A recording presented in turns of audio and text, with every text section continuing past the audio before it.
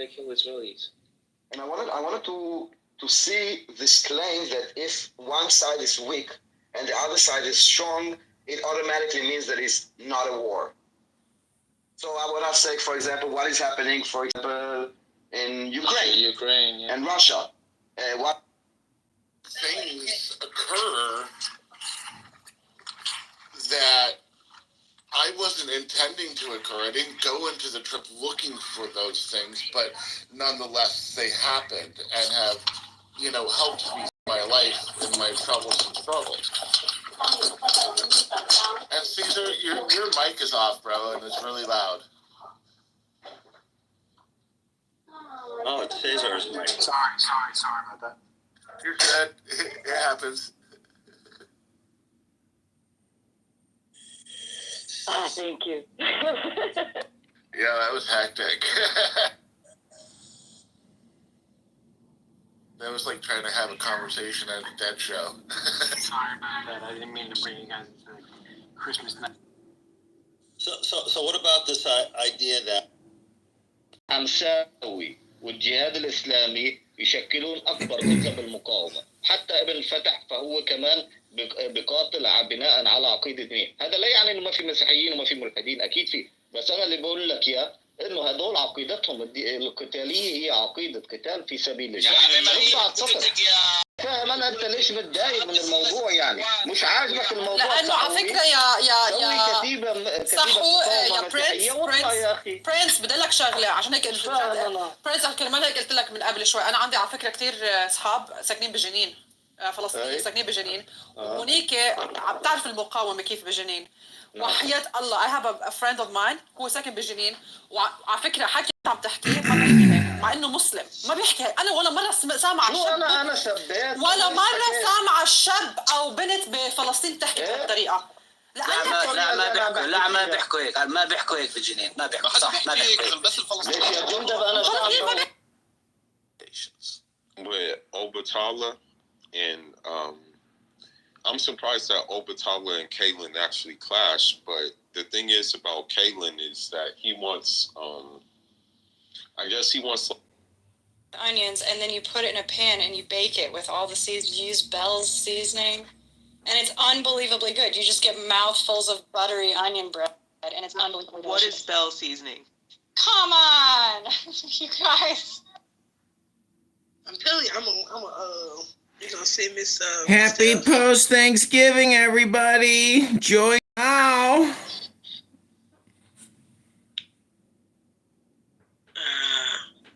Mazel tov.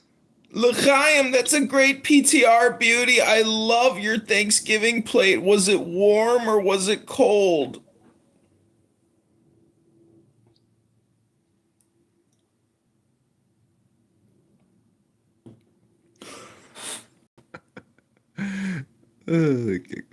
This app is so stupid. It's for stupid people, really. I just gotta admit.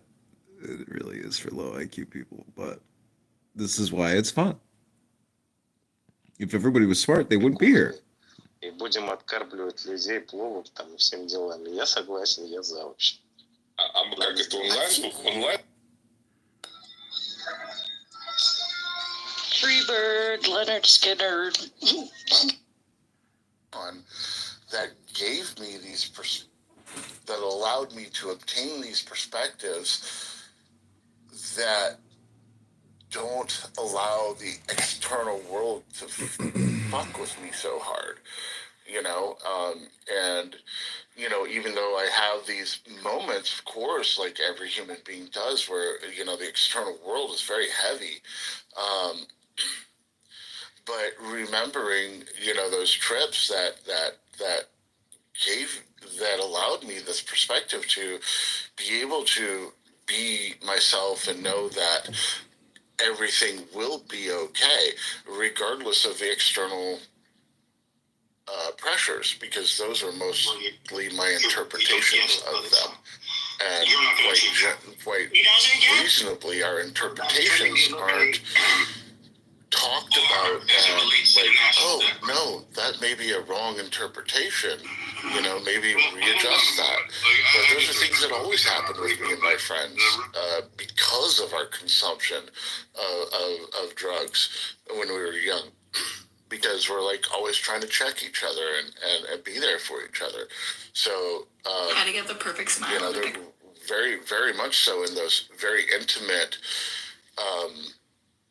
like no holds barred conversations. And I think that's something that's not widely consumed amongst people with other people without these modalities of psychedelics.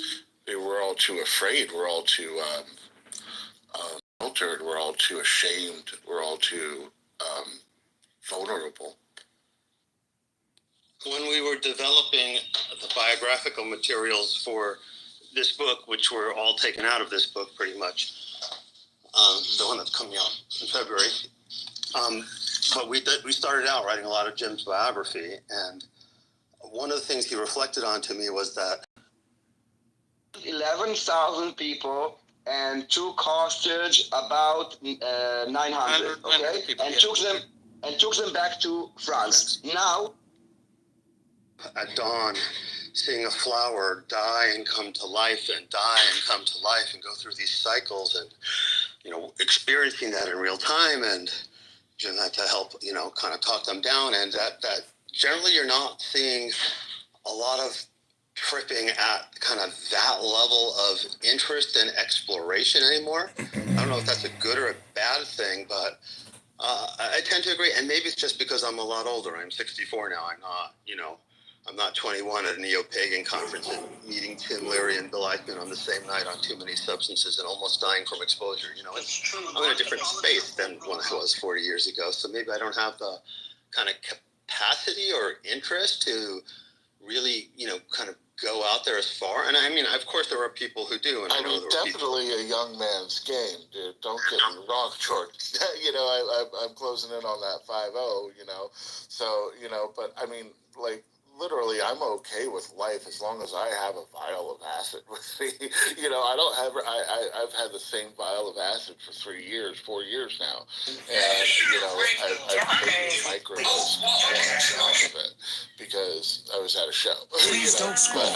I'm just trying to become a big actually imbibe in it. Most of the time, Please don't scroll. With my damn hand and be okay because of that vibration, that crystal. Please don't. And it's.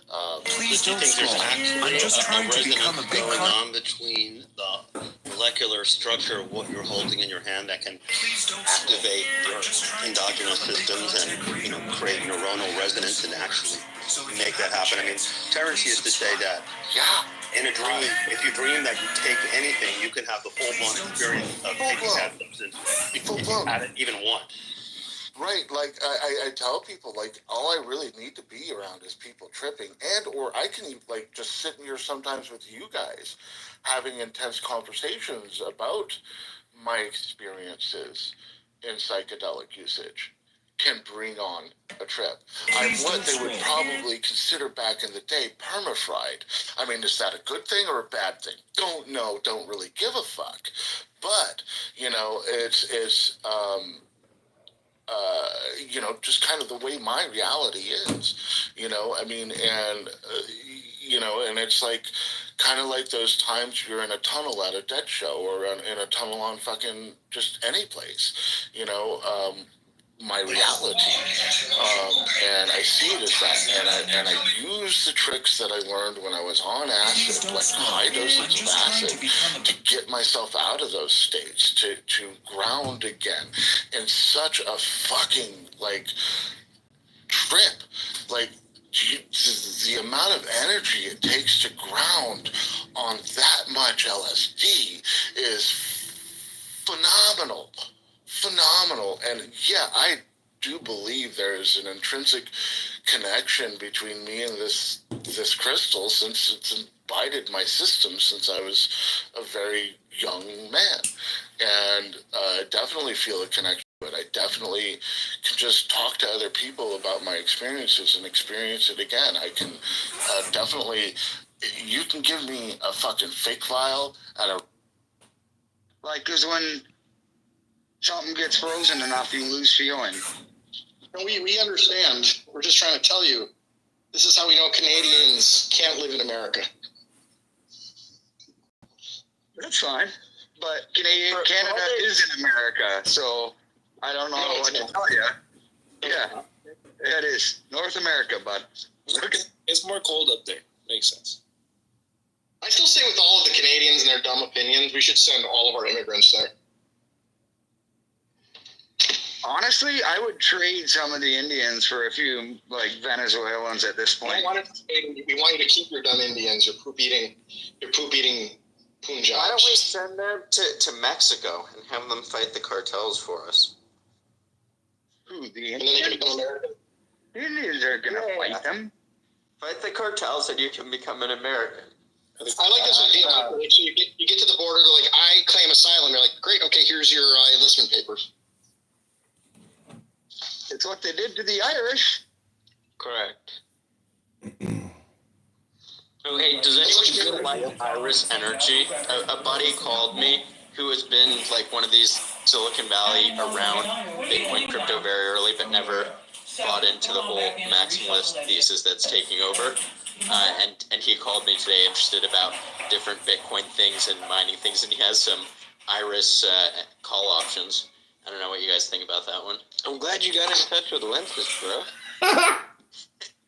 Wait. Before we get off this topic, Dave, can you PTR your epidural finger?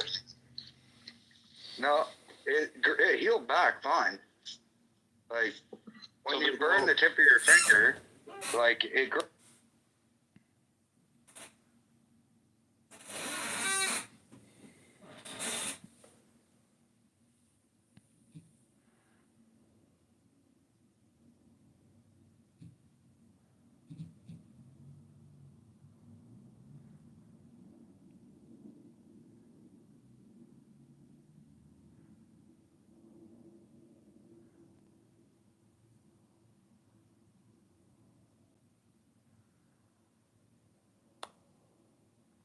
Okay, this is all joy.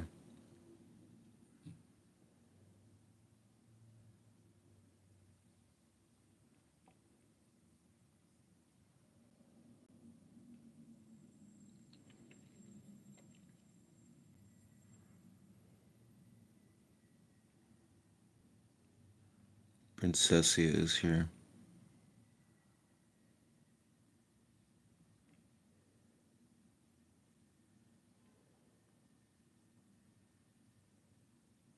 Abby was saying, wouldn't it be funny if Princessia and Edmund end up falling in love?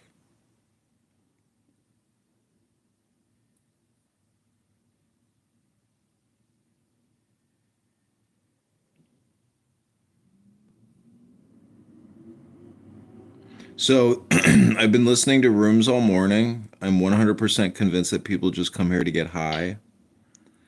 Edmund, what's going on? Hey, what's up, Nick? The trolling's been on point lately. It's been on fire. I've come up with debate tactics which can't be defeated. For example, some people use vulgarity. I just like to say, hello? Well, Edmund, I like when you do like the Tiffany Sotheby one. That's hilarious. A trans social audio chatbot app performed by Edmund Dakin is very funny. I agree. What's up, Princessia? Oh, she left.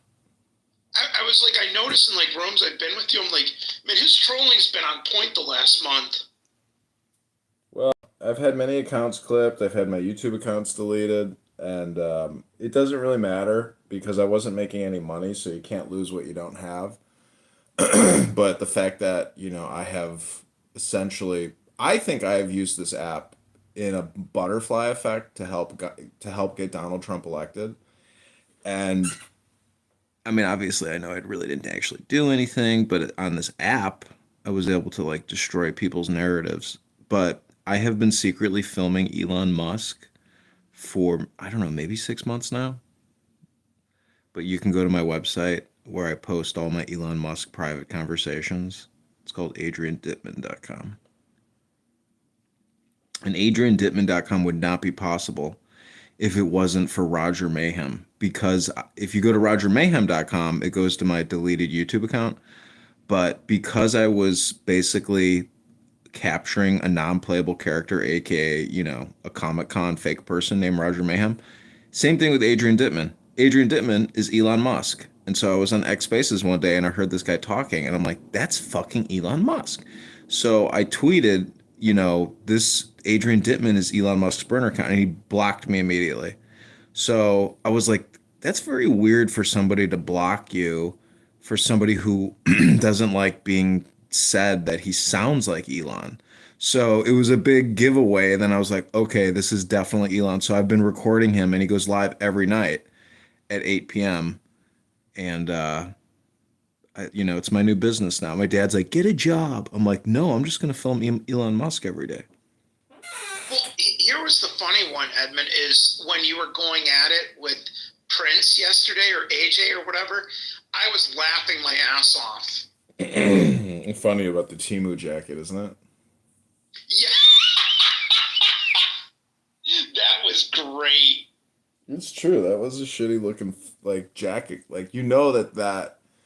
I mean, I have shitty Temu type products, clothing products, and honestly, they cut so many corners when they make these jackets. It's unbelievable. I have this one jacket that I bought off of an Instagram ad. It has no pockets. Yeah, that's hilarious. Yeah, but making fun of Prince, I mean, it's fun. I can't believe that I was even able to just scream for 20 minutes, and just keep screaming. Yeah, that was pretty funny. Or the Monica impressions, those are hilarious. Yeah. I like Monica, to tell you the truth. I like Monica. Yeah. I actually don't have any. I don't hold beef with her. She's not. I don't know. She just doesn't bother me. She didn't get under my skin. She's got a unique, pleasant voice. If there's anything about, I would call it voice theory or voice sciences or tone, I guess you would call it American English or native speaking in terms of speech therapists or speech consultants. Some people are just really annoying. There is a big difference between American English and Australian/UK or British English. It's I think American English is much more pleasant because I do like the Australian accents. Those are cool. I like them too. I have a hard time doing them. Maybe it's because I've never really listened to them because they never say anything intelligent. So it's been hard for me to really absorb the Australian accent because everything they say is generally just questions. You could listen to Rohan. He loves to do the Socratic dialectic where he thinks that by asking questions he can, evoke his point. Um, God bless Australians, God bless Canadians. They're probably the best people out there. But the thing is, they're hypocrites because they actually enforce immigration in their countries. So I don't know if you've ever been to Australia, but they don't fuck around with immigration. Neither does, you could say the UK too, but. Well, I live in Metro Detroit in Michigan here, and we're right by the Canadian border. And Edmund, I can tell you since COVID happened, when that dipshit finally opened up the border, that place is overflowing with Ukrainians, the Muslim terrorists, the Somalis, all of them. It's a cesspool because his idea was let everyone in and bring all these refugees, but now it's backfiring big time because they're not working and they're not getting jobs and just causing problems. I was at the bar/restaurant by my house the other day, and these men sitting next to me at the bar, they were speaking Spanish. And then they switched into Ukrainian. I was like, what the fuck? I was like, how? These motherfuckers are speaking 3 languages? How many languages? Anyways. Yeah. There's so many illegal aliens in this country. I know they want to get rid of the criminal offenders, but, if they're actually going to really enforce the law, there are so many people that would be subjected to arrest, detainment, and deportation that they're already fully functioning in society, and they speak English and Spanish, but they choose to speak in Spanish because that's their native tongue. But like, I don't get the feeling that those people need to be removed because in many ways they're contributing. They're paying rent, they're paying taxes, and maybe they do have citizenship. And that's the thing I was wondering. Like, are there gonna be, is it like, the moment somebody gets arrested and is a citizen but doesn't speak good English or something, like, wait till you just see all the publicity and press coming out from from the expected deportation effort. People are gonna gaslight the shit out of it. I mean, we should create like fake videos of like Homeland Security making like racist arrests and saying racist things. Just put that on the internet and like, I think the opportunity, if you were a smart comedian, to like create fake content, because a lot of these TikToks and Instagrams and YouTubes, it's all just fake. It's actors, and it takes you a second or two to realize it's not a real clip. Those types of deceptive communications would be a lot of fun to work on, internally. But imagine going externally and creating fake videos. Wow. Well, here's the thing, Edmund, is a friend of mine owns a construction company, home remodeling, whatever, in South Carolina, and he hires illegals, but I don't know how to explain it. Like, one of the guys, like his painter, he has a taxpayer ID number. Okay, so what you can do is file with the IRS to get a taxpayer ID number, right? So that you have your business. He has a legit business. He files with the state, pays taxes, but he doesn't have a social security number because he's illegal. But he has a taxpayer ID number. Right. And he talked to his attorney about that. He's like, "How the fuck is this possible? How can he do that?" He said, "Welcome to America." Because see, the government's against illegal immigration, whatever. But they care more that you pay taxes than they do about your citizenship status. I know. It's like they'll charge drug dealers for not reporting their illegal gains from the drug transaction. So it's just it's not the drugs that they give a shit about. It's because they do it for cash. But like, I know how it is. I don't know how it is in Chicago, but most of these contractors, like here in Metro Detroit, like let's say you call an electrician, right? He does some work. And he's like, I normally charge like $250, whatever.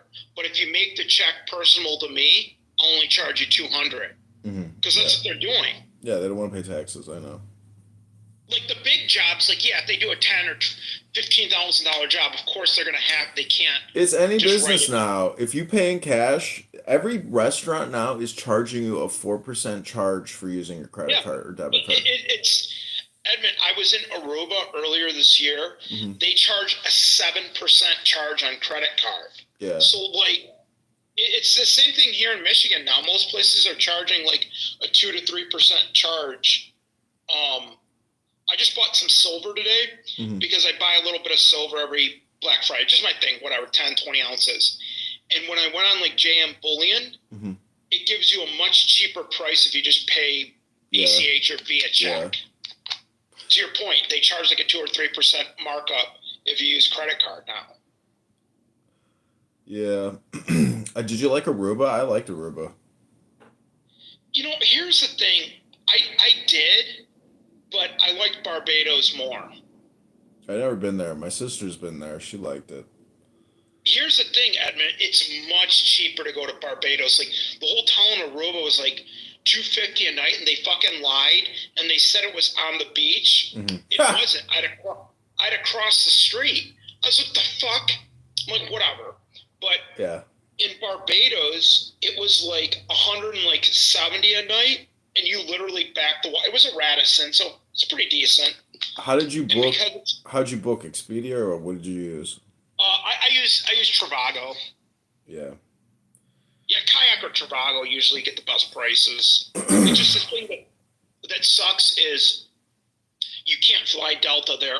It's only American Airlines, at least for Metro Detroit or Detroit Metro Airport. Do you ever go across to the casinos in Canada from Detroit? Yeah, we used to, like when we were like 19, 20. Oh, you don't go anymore though? every here and there I might go. Like sometimes they have concerts there, so like here's the thing, Edmund. Like Detroit, like the downtown, it's safe, but there's sometimes sketchy stuff. But like Canada is so much safer. Yeah. Yeah. What was I gonna ask you? What was I gonna say?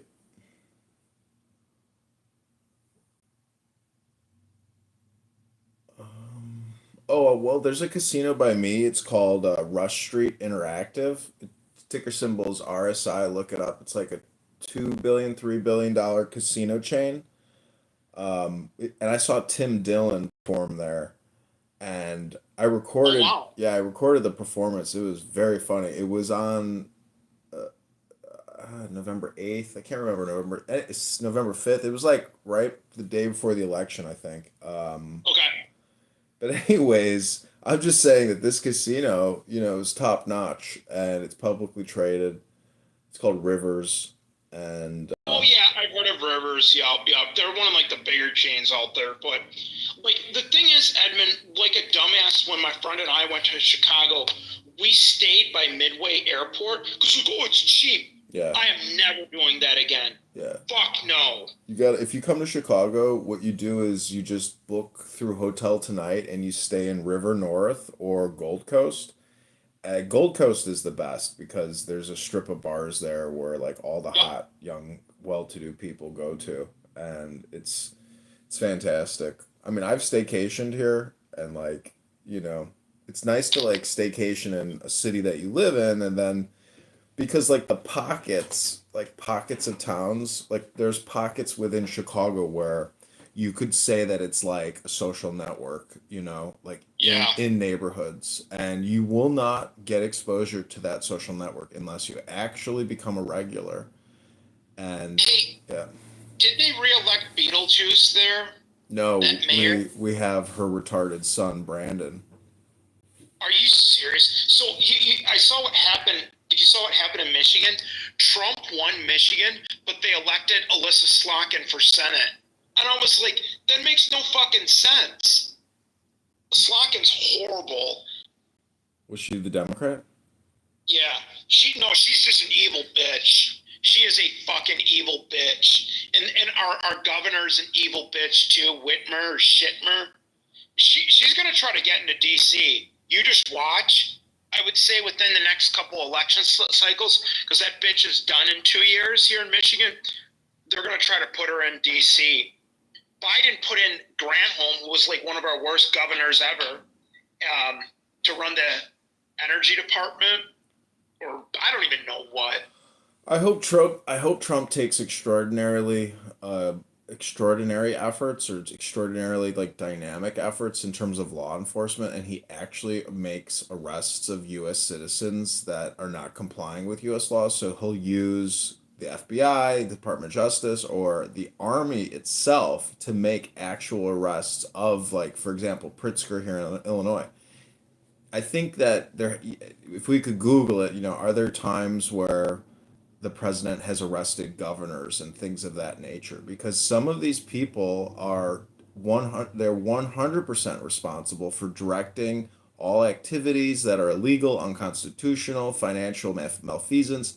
There's so many ways to go after people, but I think that like Trump needs to make dramatic arrests and really make it into an extremely emotional and precarious environment in the United States, because See, yeah. I like that. I also think, Edmund, he's going to run this term differently than he did the first term. Like, I think he learned his lesson about some of the fuck ups he did in the first one. I think he's going to do things a lot differently. Part of me thinks that he's not, just because I get the feeling that it's like the whole thing is just the theatrical performance, and that like to make like what I want, is like actual arrests and imprisonment for many, many people. I just get the feeling like that it will be such a slow, drawn out process because of the process. But anyways, it'll be very exciting to see what he can get away with, what slows him down, because all these checks and balances really do slow down the process. The thing about arrest and trial is the process is the punishment. The money it bankrupts you.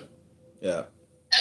Edmund, just look at the OJ trial, how long they dragged that shit on for. And I wonder what he's going to do with what's going to happen with the Menendez brothers. Because, I mean, I knew that they had a fucked up, like, childhood and household. I just didn't know it was that fucked up.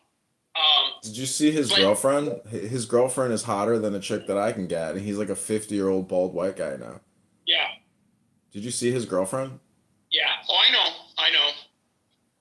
But I remember when that shit happened in the 90s, I was like, all these kids are horrible. Why would they do that? And then I did more research, and I was like, actually, their parents were the fucked up ones. Like, the kids really weren't. Yeah, the kids had some issues, I get it, but it was the parents that fucked them up. Well, it doesn't matter. One of the commandments, honor thy mother and thy father, so their days may be long in the land. The children can rectify adults if they have that knowledge. But if you're an atheist, insane parent, and you're an abusive, neurotic person, this is why wisdom can help rectify situations. But when you take a cleaver and decide to behead your parents, do you know what the law should have done to these pieces of shit a long time ago? We shouldn't be talking about them. They should be fucking buried right now. And that's it. That's the facts. Well, Edmund, I do think it's funny your trolling of the Muslims on the app, too. That is hilarious when you troll the Palestinians and Muslims on here. I try my best. There's many other good trolls. Yeah, like, I was like, man, I haven't talked to Edmund in forever. I got to tell him his trolling's a 10 out of 10 recently. Because it was always pretty good, but then it got better and better. And I was like, he's really worked on this. I'm proud of him.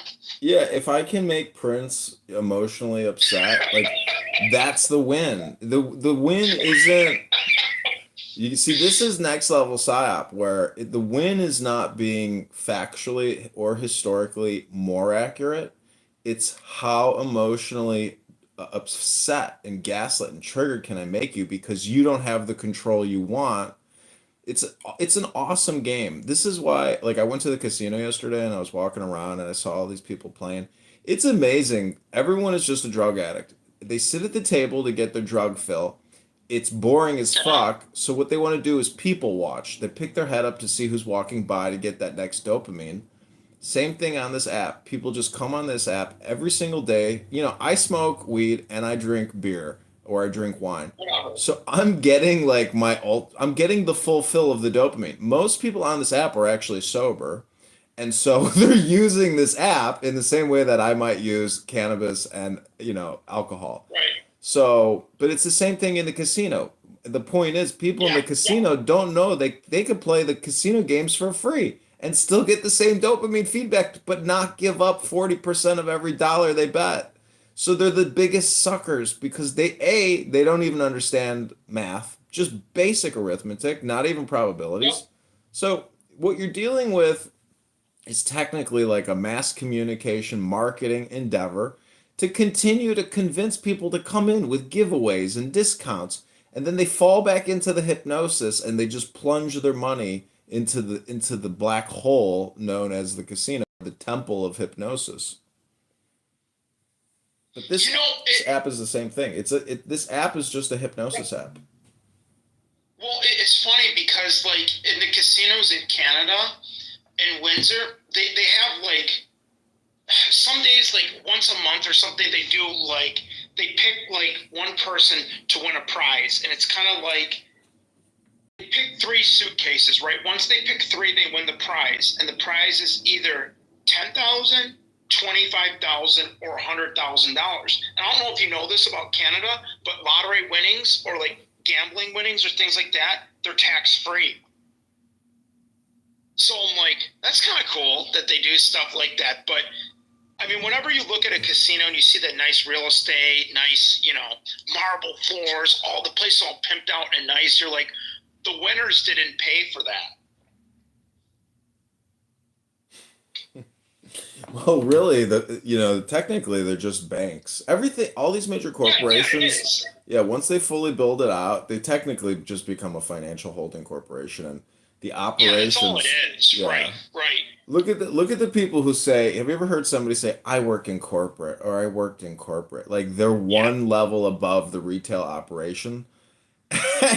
But it's like, truth be told, it's that manager and those floor card people that are making the business work. Your corporate level C-suite job or whatever the fuck it is that you do, you're not actually, anyways, you see the Dude. difference? Yeah. Edmund, I'm a fucking accountant. All I am is I'm a paper pusher. That's all I am. Yeah. I mean, nothing more, nothing But less. nonetheless, you're still in the communications industry. My friend is a high level CPA, and I've listened to his work calls. He is the broadcast to all the other people. He's the one sharing the message. It's unbelievable. Correct. Yeah, that's all you are at the end of the day. No, I remember, Edmund, you did that room once where you're doing Clubhouse impressions. Those were hilarious when you did the LeBron one and you did the Jacques one. Well, I did an impersonation room with Andrew Meyer once where we were making fun of that what's that bald headed dumb fucking mother? No, fuck is his name? He's like a C-level, social media influencer. He says he built out all these businesses. He was super pro. Jonathan Bing. No, not that loser. That is a super loser. This guy's name is I'll think of it, but Andrew Meyer and I were impersonating him. And it is just because he's dumb as a bag of rocks. This guy. Oh, is it that guy, that CEO guy? Not Mr. CEO, not that one. He's dumb as a bag of rocks, stupid. This is another guy. I'll think of his name. It really doesn't matter. There's a million type of people like Nelson him. or whoever. Not that loser. But Can you do your Jonathan Bing impression?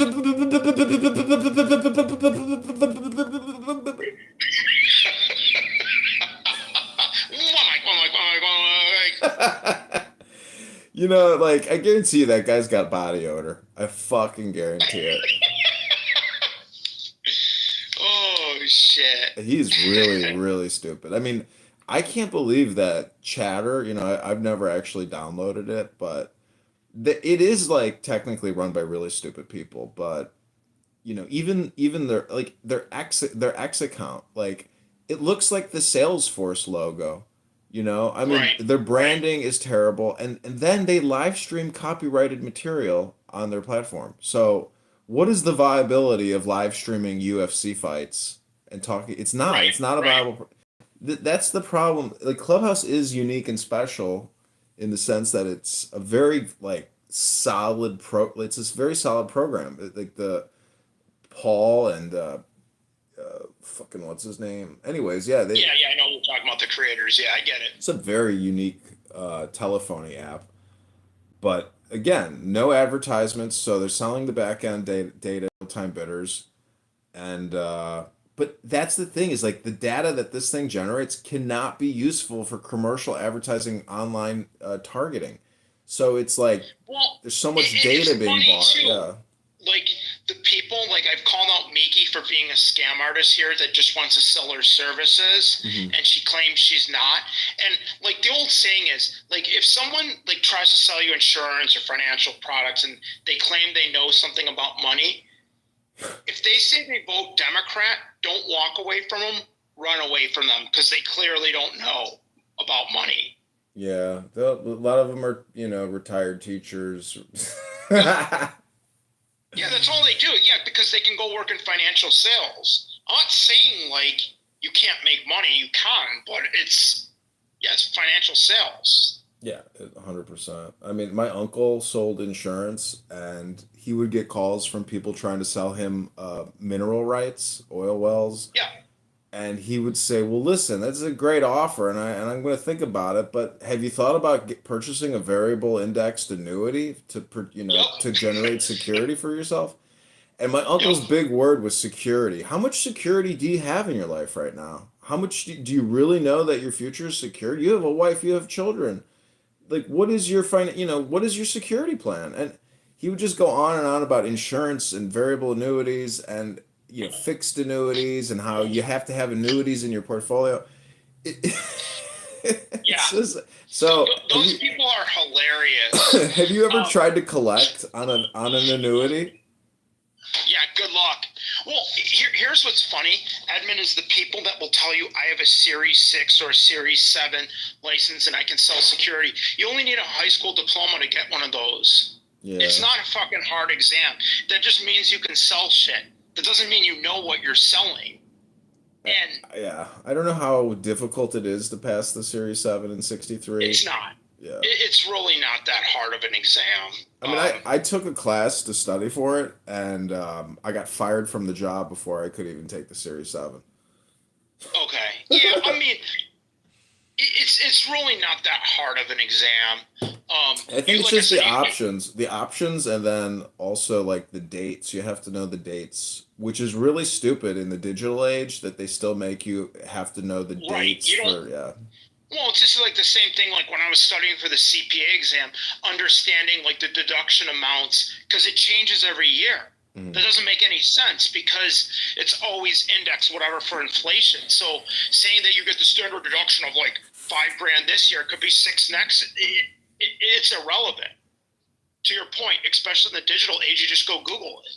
I mean, well, the IRS is like, it's its own private society of employees, and then when you look at the historical, like what are all these people doing? Like when you look at the IRS, rules manual, and you look at how fine the print is, and it's already 1,400 pages. You're like, this is shocking that humans have spent this much time using words to try to describe taxation. Like it's abhorrent. It's abhorrent. It's a waste of resources. It's a complete waste of resources. Like I talked to one of like the tax directors at my company. He's like looking to retire like early next year. Mm-hmm, yeah. And he was just telling me, he's like, the way they complicate this tax code is, to your point, a complete waste of resources. And it's actually worse, Edmund, at the state and local levels, because at the federal level, they don't have to balance anything, because when you have a Federal Reserve and you can just print money out of thin air, it doesn't matter, right? But at the state and local levels, like, you have to balance. So, like, that cesspool known as California... What do you mean they have to balance? They borrow from banks just as much as the federal government does. Right. Well, they can't run, like, as high of deficits as the federal government. I guess that's what I'm trying to come to. But it's a question of the unfunded liabilities, and this is the fucked up thing about accounting, is that because of accounting rules and regulations, they're able to stuff, hide, and essentially non-disclose the true financial projection or the true present financial real picture. It's accounting tricks, and all these rules and shit, they have major implications in terms of earnings releases. Yeah, because and compliance, to your point, Edmund, there are so many ways you can hide this shit. Like, they're like, oh, look at our government. It's, $2 trillion in debt. Who cares? No, but you have to understand, like, yeah, they're 35 trillion in debt or 36 trillion, whatever, but it's the unfunded liabilities. That's like 100, they don't even know, but estimates show it's 150 to 200 trillion dollars.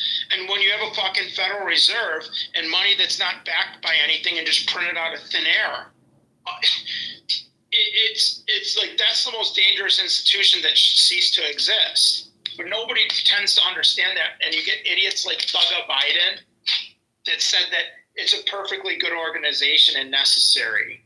That guy's an idiot too, Edmund. Yeah, I've destroyed him too, and you could probably go on YouTube and just type in Thugga Biden, and you'll see my videos. I guarantee it. Let me see. So here's what's funny, Edmund. He told me right before the election, he's like, Kamala Harris is going to win. It's going to be by the biggest, margin ever. And I told him, I said, Thugga, look at the swing states. I'm telling you, these play a big role. And he's like, no, Kamala's going to win every single one of them. And guess what? Trump won every fucking one of them. Honestly, Edmund, I didn't think he was going to win every one of the swing states. I thought he was going to get maybe 5 to 7 of them. but he got every fucking one of them. You know, my friend, his name is Max. He said that Trump cut a deal prior to the election. And so it does seem in many ways like he was chosen and that those swing states, because that's the thing. I was so convinced that through Dominion voting systems, they were going to install Kamala for the drunk whore that she is, because she would be better for business than Trump. And plus, everybody fears retribution from Trump. So I just thought for sure that 100%, I thought for sure we would be in this protracted legal battle. And everybody would be claiming voter fraud, and like J6 would happen all over. I thought it was going to be a total repeat, but no. Like, but my friend said he was going to win, that Trump was going to win, that it was all predetermined. And I'm like, I didn't ask him for the specifics, but the point is, like, I'm fucking flummoxed and shocked that Trump actually, won free and clear, despite the fact that there's tremendous voter fraud still out there. Oh yeah. Well, the thing is that you look at this, all the states that dumb cunt Kamala won, they don't require voter ID. Oh yeah, that's true. So I'm like, I knew that she was going to win the People's Republic of California, the People's Republic of Massachusetts, Oregon, Washington, all those communist-run states she was going to win. I was just shocked. Like I said, here in Michigan, I thought it was 50-50, right? I was like, I don't know, man. I think she can win it, but I'm going to tell you something, Edmund. In my subdivision, I'm in Oakland County. It's well off, but they still vote Marxist, which I don't understand. But Metro Detroit's kind of like liberal because they're a union town. So here's what's happened. Here's what got interesting. The Muslim terrorists tend to always vote Democrat. But in this case, when Kamala was married to a Jew and said that she supported Israel, they didn't vote Kamala, but they didn't vote Trump either. They just went independent. And I think that that's what hurt that dumb cunt, but who cares?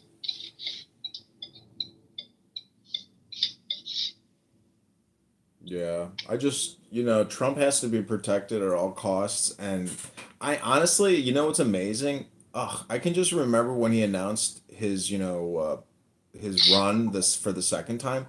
It looked so bad. He was by himself. He wasn't like happy. Just think about all his family members that said, "Dad, please don't run again. Please don't run." And he's like, I gotta run. They're like, "Dad, don't do this. Come on, Dad. Like, please don't do this again." And he's like, "I'm gonna do it." All the lawsuits keep coming in. He's just like, honey, I gotta do it. Do you know how many times people probably told him in his close circle, like, you might want to rethink this and not do this. But that's the thing, is like, he's a very special person. And I do think that his personality has changed in many ways, that he's not going to be, it's obvious no one is the same person they were for 4 years. You don't have to be the same person you were 10 minutes ago. And so I just really hope that, like, he's way more dynamic this time. And he, instead of like taking in so much communication, he becomes the censor by just writing statements and not even taking questions. Just let all these people burn and just make statements and make executive actions and just push shit downhill. No more questions uphill. It gets pushed downhill, and all these journalists have to shut the fuck up. The same thing too is, like, you look at the fucking questions that the media gave Trump, right? And then you look at the questions they gave Biden. They're like, "So what's your favorite ice cream flavor?" Yeah. And like, they gave him these softball questions, and like, anytime Trump was up there, they try to destroy him every fucking time. And during Hoax 19, they wanted to see him fail. If they could see him fail, they were happy. And like, another thing that pisses people off, the lefticals on this app, Edmund, be like, "You sound so vaccinated. Don't you have to get another booster?" They get so pissed. People I mean, honestly, there's a huge catharsis in the fact that Trump got elected on this app. Because if they were Do validated, you go to Edmund? Do you ever go to Lisa's 420 lounge every day? Her, April Floyd, and then they do a room on what they're gonna have to do, and they complain about it every day. And I told all them in that room, I was like, dude, I don't know, like, I don't believe these polling numbers. They never, when he was running against Hillary, they said he was never gonna win. Like, the polls are complete shit. If you still believe them, come on. That's like believing COVID-19 data. well, how the thing is that have you seen the reports about how like Democrats are still counting votes because they're trying to achieve like a little bit of a majority? They're trying to do a minority? recount. Well, anyways, I mean, just imagine how bad things would be if it went the other way and all these people on this app were validated in their positions if Kamala won because they would say the culture has shifted. We are in the majority. We are right. Our opinions are what matter. Like, just imagine how, like, how toxic, even it would, the toxicity would have even expanded. I heard people on this. I heard this woman on this app yesterday going bananas because this guy said that teaching children about trans ideology should be, you know, illegal and not part of the curriculum in junior high. Yeah. And this woman was going insane about how her friends finally had the courage to come out as trans, and they're like 40, 50-year-old men. and she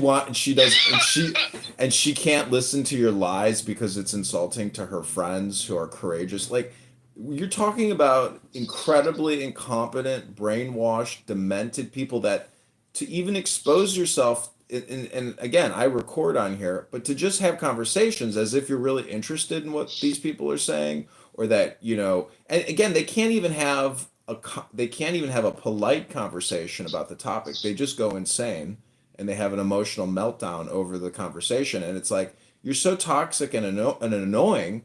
Like, I understand why people don't want to talk to you because you don't know how to listen. And all you want to do is ramble and talk over people so you can expound your propaganda. And it's obvious that people are getting high off of it, but also, you know, it's just extremely corrosive, demoralizing, toxic, low IQ. Well, you were in that room in Chillism yesterday where I was going off on that girl when I was talking about transgenders. Oh, that was you. That was you. That was you. Yeah.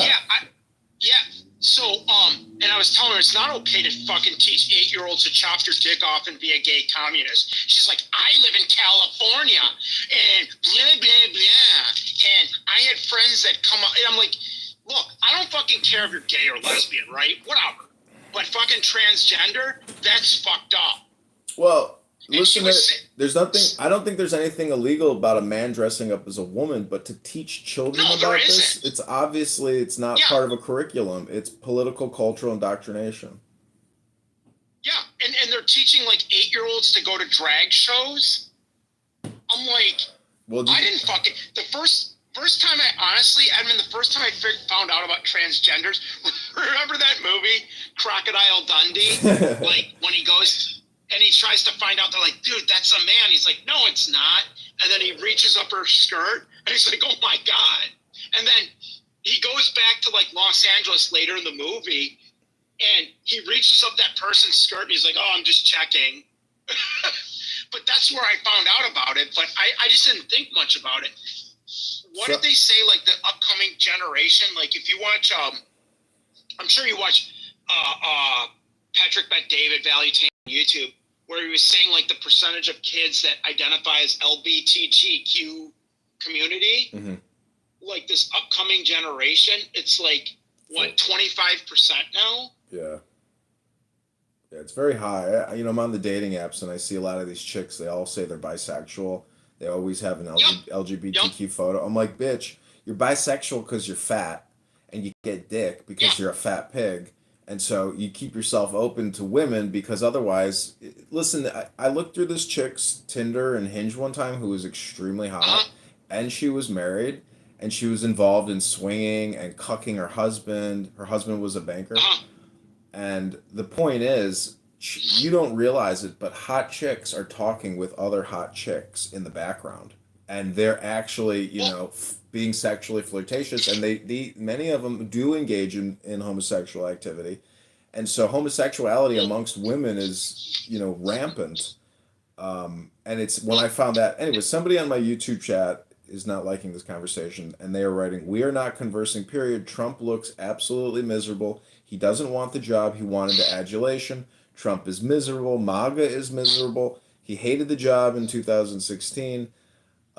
Now he's miserable. Yins wanted to rail and thought the Dems would care explode, but we don't care. We happy, and all you talk about is misery." So this is them projecting. They think that MAGA is miserable. They think Trump is. It's just the exact opposite. We would have been miserable if Kamala won. Miserable. Oh God, could you imagine that stupid cunt got in? How badly she would fuck things up. I'm not even Jewish. Joe Biden. I would have moved to Israel if Kamala won.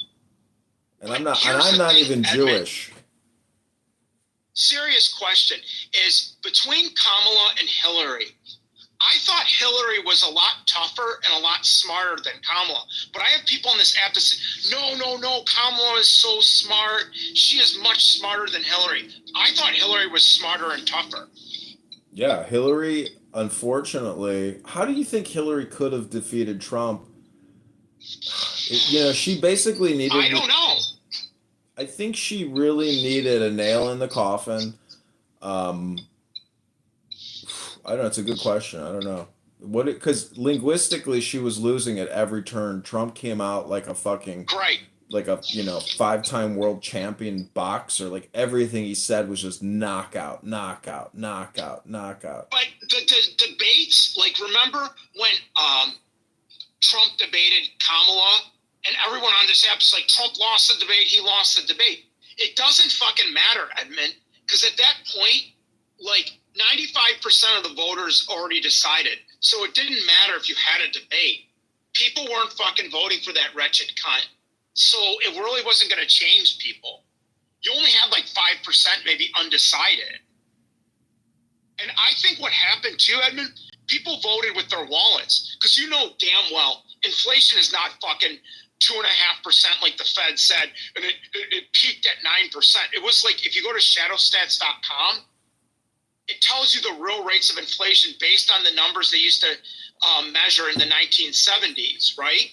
And it hit almost 20%. But some stupid bitch on this absolute, they change how they measure numbers all the time. Yeah. It's perfectly fine.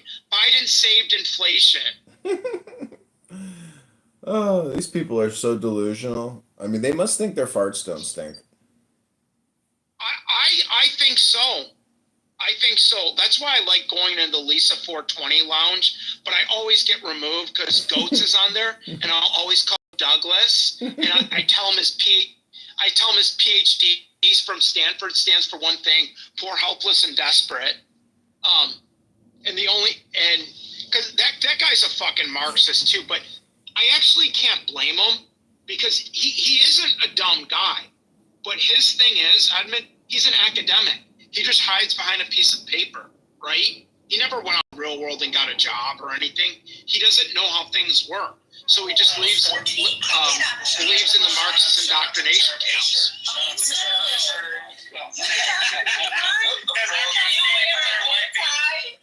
This is a clip of Thugger Biden screaming, "I'm not gay." What is this? The motherfucking Ming era? What is this? The Roaring 20s? What the fuck is going on? My dad let me help Goat a little bit. So in Goat's defense, Judge, Goat says that he wears a variety of pants made by this company called Adriano Goldsmith. So that stuff is that stuff can be stylish, but still, can you imagine as much shit Goat talks on this app? They own only one pair of denim. They got a denim all the time. Mike got a whole denim shirt on. What the fuck? No, I don't tuck my shirts. When I wear my 8th grade, that's what I wore when I was 14. So I think the thing is, they're actually not very mature. I mean, they're frivolous. Nope. Yeah, they're frivolous. I mean, the guy guy's a compulsive liar, Thugga. He, you know what he does? He's a fucking soccer mom that drives a minivan. He's you know that, remember that show Married with Children? He's Jefferson Darcy.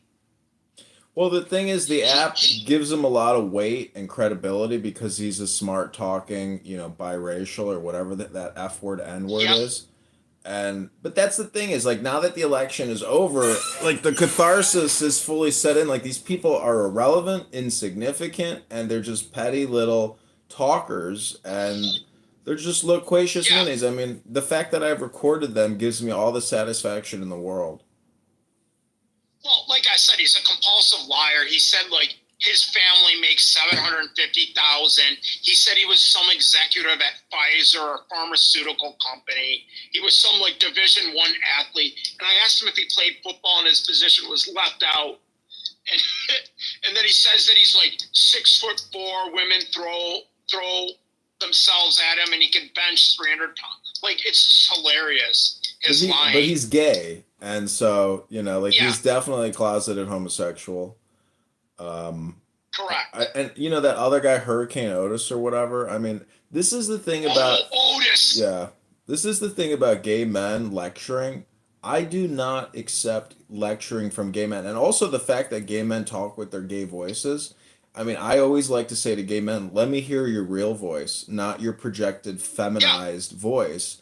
And then they can immediately go back to their normal voice, and then they go right back to their gay voice. So I'm just saying, like, I know a guy that, like, one of these bars that my friends and I would go to once in a while, like, the bar manager, he was gay, but he talked like you and I, and you really couldn't tell, but he was gay because, whatever. But he wasn't, like, in your face about it. And he talked normal like you and I. This is the thing about Milo Yiannopoulos. Like, first I thought he was brilliant. He's a fast-talking conservative speaker criticizing the hypocrisy. But then after a while, I realized, I was like, wait a second, why should I value anything that this F word is saying? Like, he may be accurate, but what is the point of even listening to him? Because he's just spouting common sense. So, I do not take, and I'm not a bigot or, homophobic. I just don't see any value in listening to gay men lecture me. Like, what's that one YouTube guy? He's got a big podcast. He's a very conservative, homosexual, log cabin Republican. But this is the point, is that there is a propaganda within LGBTQ, and this is the crazy thing is, Q is supposed to mean queer, but just go on Meta and type in LGBTQP, put a P at the end of it, and you'll shit yourself, and you'll realize that there is a connection between pederasty and homosexuality in the LGBTQP movement. So there is there is an illegal, very dangerous, sycophant abuse. You cannot be pro LGBTQ because there is a sickness within it, which is a violation of the law. And unfortunately, our culture has degraded so much with LGBTQ that we are so debigotized that I honestly think, and I've always thought this, that we have to bring up the LGBTQ and homosexuality consistently, because there's a pederastic component to it, and it's illegal, and they're not safe to be around because they have sexual tendencies which could basically pervert the law or cause harm to you or your family. So, Edmund, I did do this corporate training once on gender pronouns, and, like, one of our fucking VPs or something like that put, like, she, her in her email greeting, and people, like, they were going around saying we need to put that. I was like, I put my foot down. I'm like, fuck no. Like, what are you doing with this shit? Like, seriously? She's trying to frame. She's competitively framing. That's what it really is all about. But you know what, though, Edmund? I've noticed, too, like, a lot of, like, these women in the workforce that are, like, the corporate VPs, I'm a boss bitch. Like, we hired this one, like, new VP or top person, and, like, they're all divorced. Or the ones that are married, I can tell you, I can guarantee you, their husband are fucking someone else on the side. Because, like, They travel like crazy. They work long hours. Like, there's no way that they're in happy relationships. Yeah. Because of this toxic feminine. Yeah, toxic feminine. Yeah, it's all over the board, and really, there are a lot of good women out there, and you can readily detect them, after a few interactions, that they're not toxic, abusive people, that they're in happy, successful marriages. They're not out to, they're out to like just be authentic and help. There are good women. It's very rare though. She was a boss bitch, Edmund. She was a boss bitch. Like, look at, 95% of the plumbers, electricians, framers, carpenters, steel workers. It's like,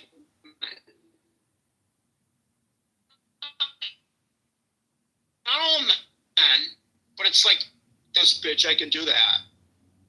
I love it when Sig goes off on these women on the app. He's just like, sir. Yeah, his rooms are great for that one reason, and there's other people that have those types of rooms where they get boss bitches come in. Technically, I think every room follows the following like mathematical equation, where Group A brings in one member from Group C. They utilize that Group C or Group B person like a cat uses a ball. They don't want to kick them out. They don't want them to go. They don't want them to leave, but they need them to create the contrast. And there's it's another category, which is boss bitch versus alpha male, and the alpha male, eventually shuts them down. But this is also Sig's problem, is that imagine if he could actually conduct himself without becoming explosive and yelling, but just controlled the communication where you put him in the goo. Like, that's the thing about this app. People are lazy moderators and they want to let people run. I don't know. I'm just, to me, I think every room should be like a college classroom where the teacher presents, something from the curriculum. You study it, you discuss it, and then you close the room, you go to your next classroom. So I don't know, that's the problem with this app, is that people are just so neurally networked and dopamine fixed. I don't know, this app is just, it's retarded. It's just so stupid, but it is such a great diagnostic tool in many ways to find out how psychotic somebody is, how neurotic somebody is, how easily agitated somebody is, and and just get a general understanding of how people interact with other people in the real world, because the way that you talk to people here is 100% the way you talk to people in the real world. There's no difference. You're not going to like be personality A here and personality B in the real world. Like, the way that Uncle Steve talks to people here is the way that Uncle Steve talks to people in the real world, and that's why his ass is divorced. And his kids probably hate him. Because, there is a way about letting people just be who they are, and understanding that you are your own worst enemy, that you yelling and getting angry is not helpful. It hurts you.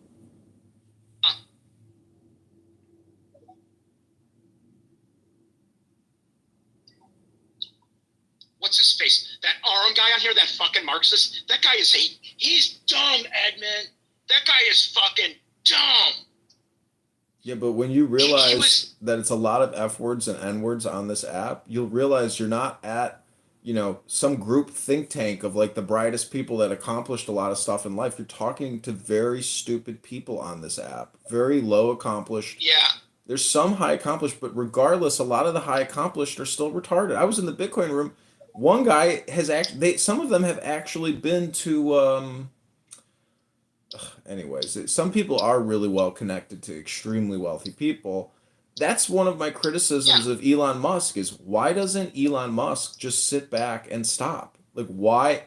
That's it. He doesn't know how. Some people can get rich, but they don't know how to live in style, in luxury, in repose. Right. And then you just rule your empire through bureaucracy. You don't need to work anymore. Right. He's retarded. He lives a minimalistic lifestyle. He comes on X and cooks a fucking steak dinner by himself. By himself. Where's his children? Where's his wives? Nobody wants to deal with him. Look at Bezos. He built that big empire and retired from Amazon at 58. He's like, fuck it. Yeah. I'm done. Bye-bye. That's what you do. He knows how to. Yeah, Bezos knows how to live. His yachts. He knows how to live. That guy really knows how to live well. But yeah, it is funny though. Like listening to like the people in Debate the News or the Millionaire Marathon. Some of the people in there crack me up. But to your point, some of them are well connected. But it was funny when the election night. I'm sure you were on the app when Jonathan Bing was there calling the election. He's like, Trump isn't going to win. He isn't going to win. He's not going to win. He's going to lose all these states. And then all of a sudden, when they got to like the number, he's like, holy shit. I tried to capture he was the one. He was the one. Oh, the whole time. He's like, he's never going to.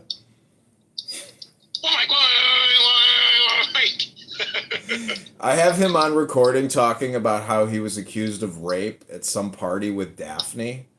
And he's like, thank God Daphne was there because she made a totally ridiculous accusation against me. Thank God Daphne was there. And so...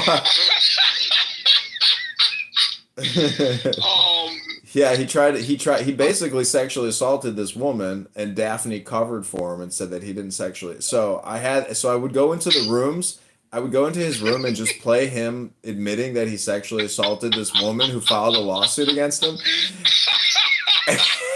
That's when you realize you've said too much and that, like, sometimes admitting to crimes on social media, audio apps, even though it may be cathartic and therapeutic, you probably shouldn't admit to committing crimes on a social audio chat app where hundreds of people are probably listening and possibly recording.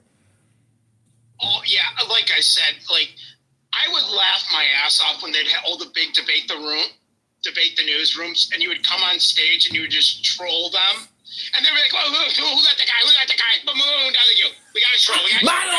Moderators, come on! I give you the fucking badge. I remember one time they modded me in there. And I wanted to get their trust because one time when it got really heated, I was just going to purposely boom the room just to piss them off. I've said things where I've heard Grant Cardone say, I agree with that guy. At first, I hated Grant Cardone because I just viewed him as like an ebook university, publisher. But like now he's really grown on me because he's not part of the woke bullshit. Yeah. No, he has grown on me too. It's very, very funny. When I called out Miki, like this financial thing, I said PTR your tax return. Because here's the thing, if they tell you they're like an investment advisor, whatever, a financial guru, what you have them do is you can find out if they're the real deal. Have them PTR their tax return. Don't look at what they make, but look at how they make their money. So if they earn like, let's say $300,000 a year and 295 of it is from their like W-2 job or commission, right? And like $5,000 is through like some investment income, they don't practice what they preach and they're not the real deal because it should be the opposite. They should be earning more off their own investments. And I called her out on that and she wouldn't do that.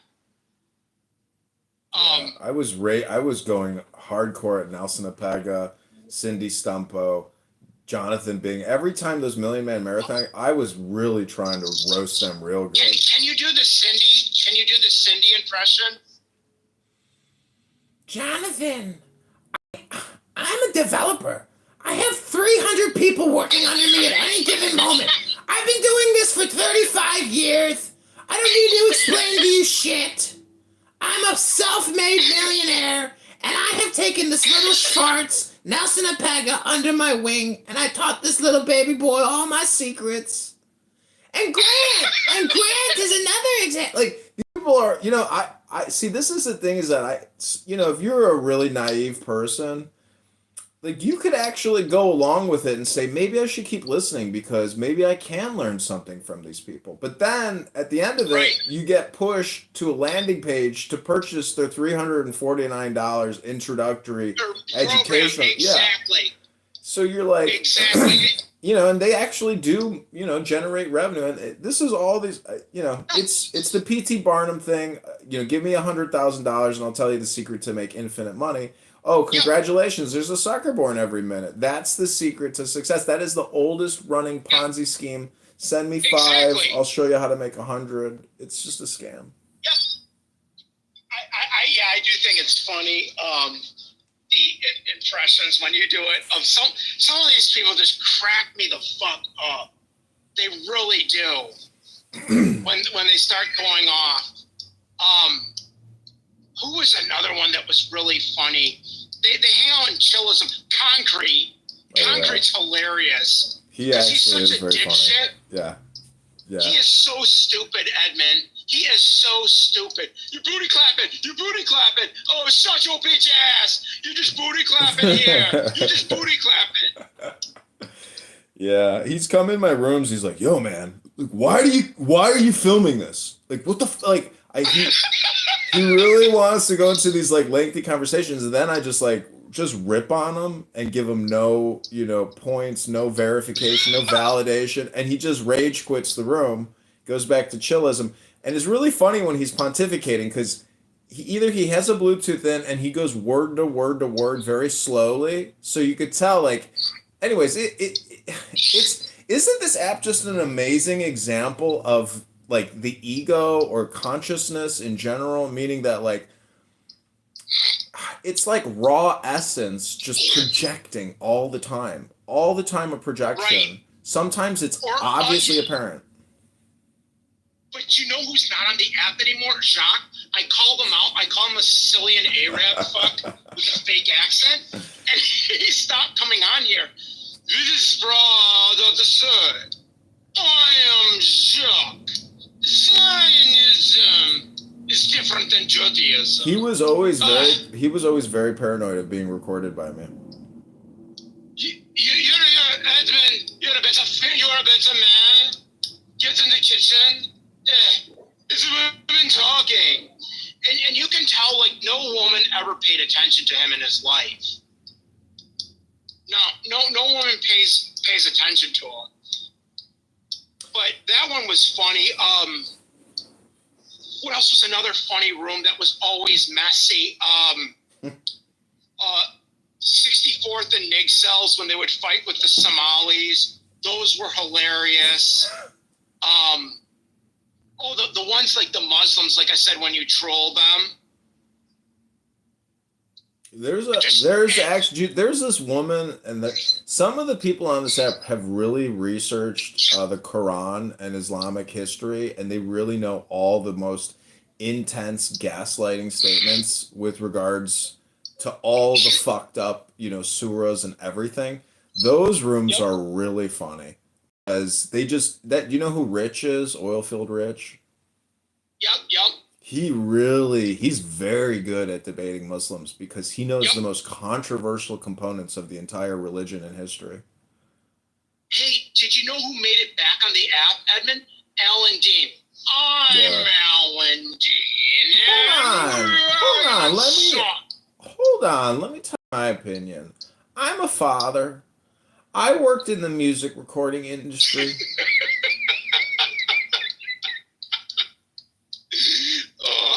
I'm a father.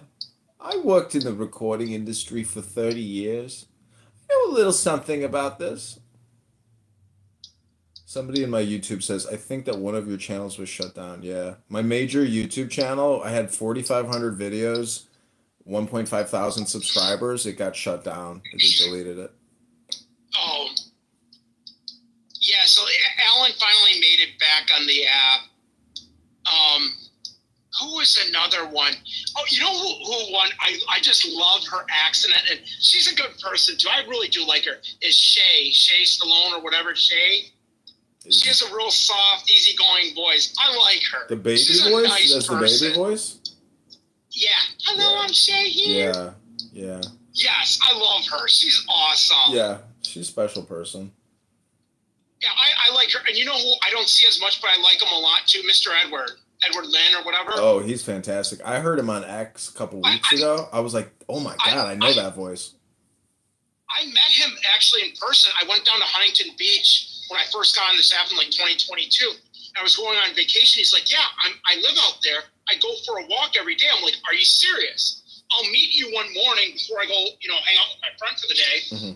And I met him for like a little bit, half hour. We walked up the one there on Pacific Coast Highway for a little bit. Super good guy. Yeah. I really like him. Really great guy. That's the funniest thing about African Americans is there are some really well-educated spiritual African Americans who are not woke.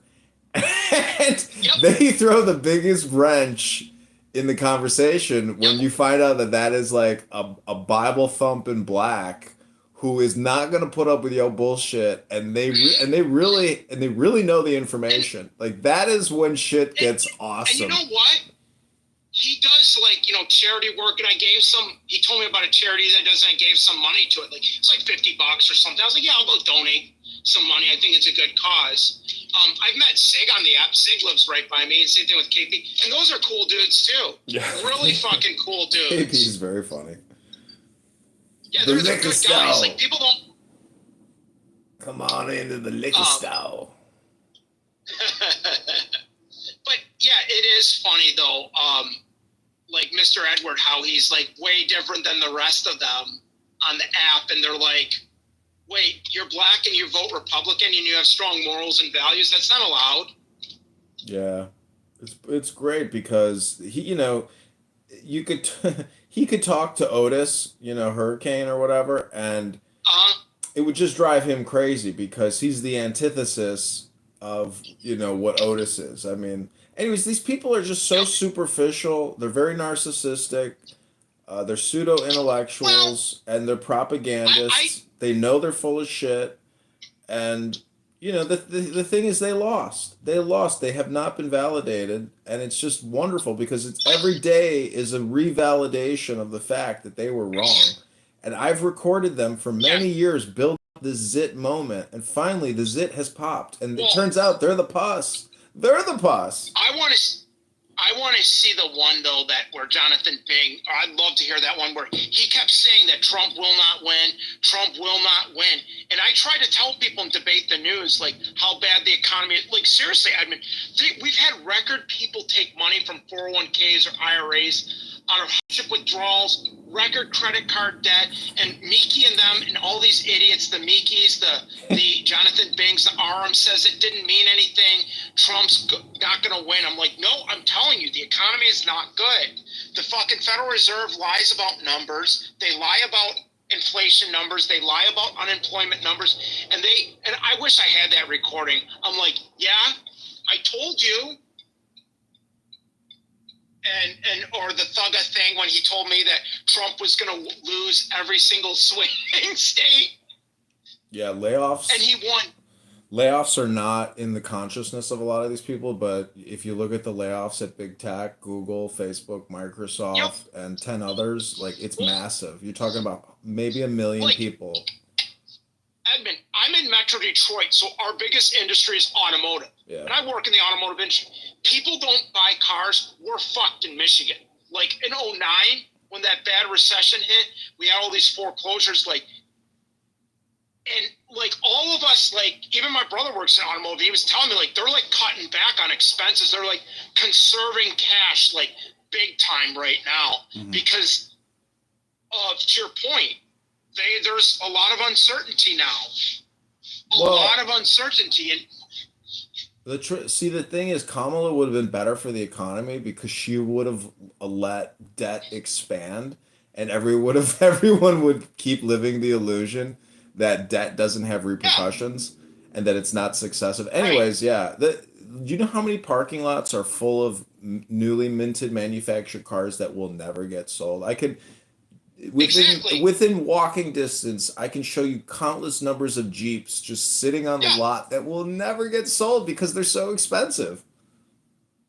Edmund, they're like sitting. I was at a presentation at work, and I was like one of them. I think it was Chrysler or Stellantis now. They're sitting on like 120 days of inventory. Even the Japanese are sitting on like 50, 60 days. And like, the Japanese style, they don't sit on a lot of inventory, right? It's just their just in time, all that shit. They're like, that's just their culture. They just don't sit on a lot of inventory. And to your point, when they're sitting on this much, that doesn't mean things are booming. That means you have problems. And like, I always said that on Debate the News. And, they would always fucking move me down to the goo and say I'm full of shit, but I'm like, yeah, I wonder what they're saying now. Well, listen, Jay Breska, masculinity mindset, masculinity mansion, Jay, aka the former pimp. Yep.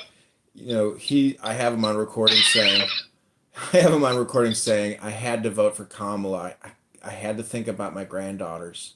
And then after Trump wins, he goes, "It's a new day in America. I am so glad that Trump won."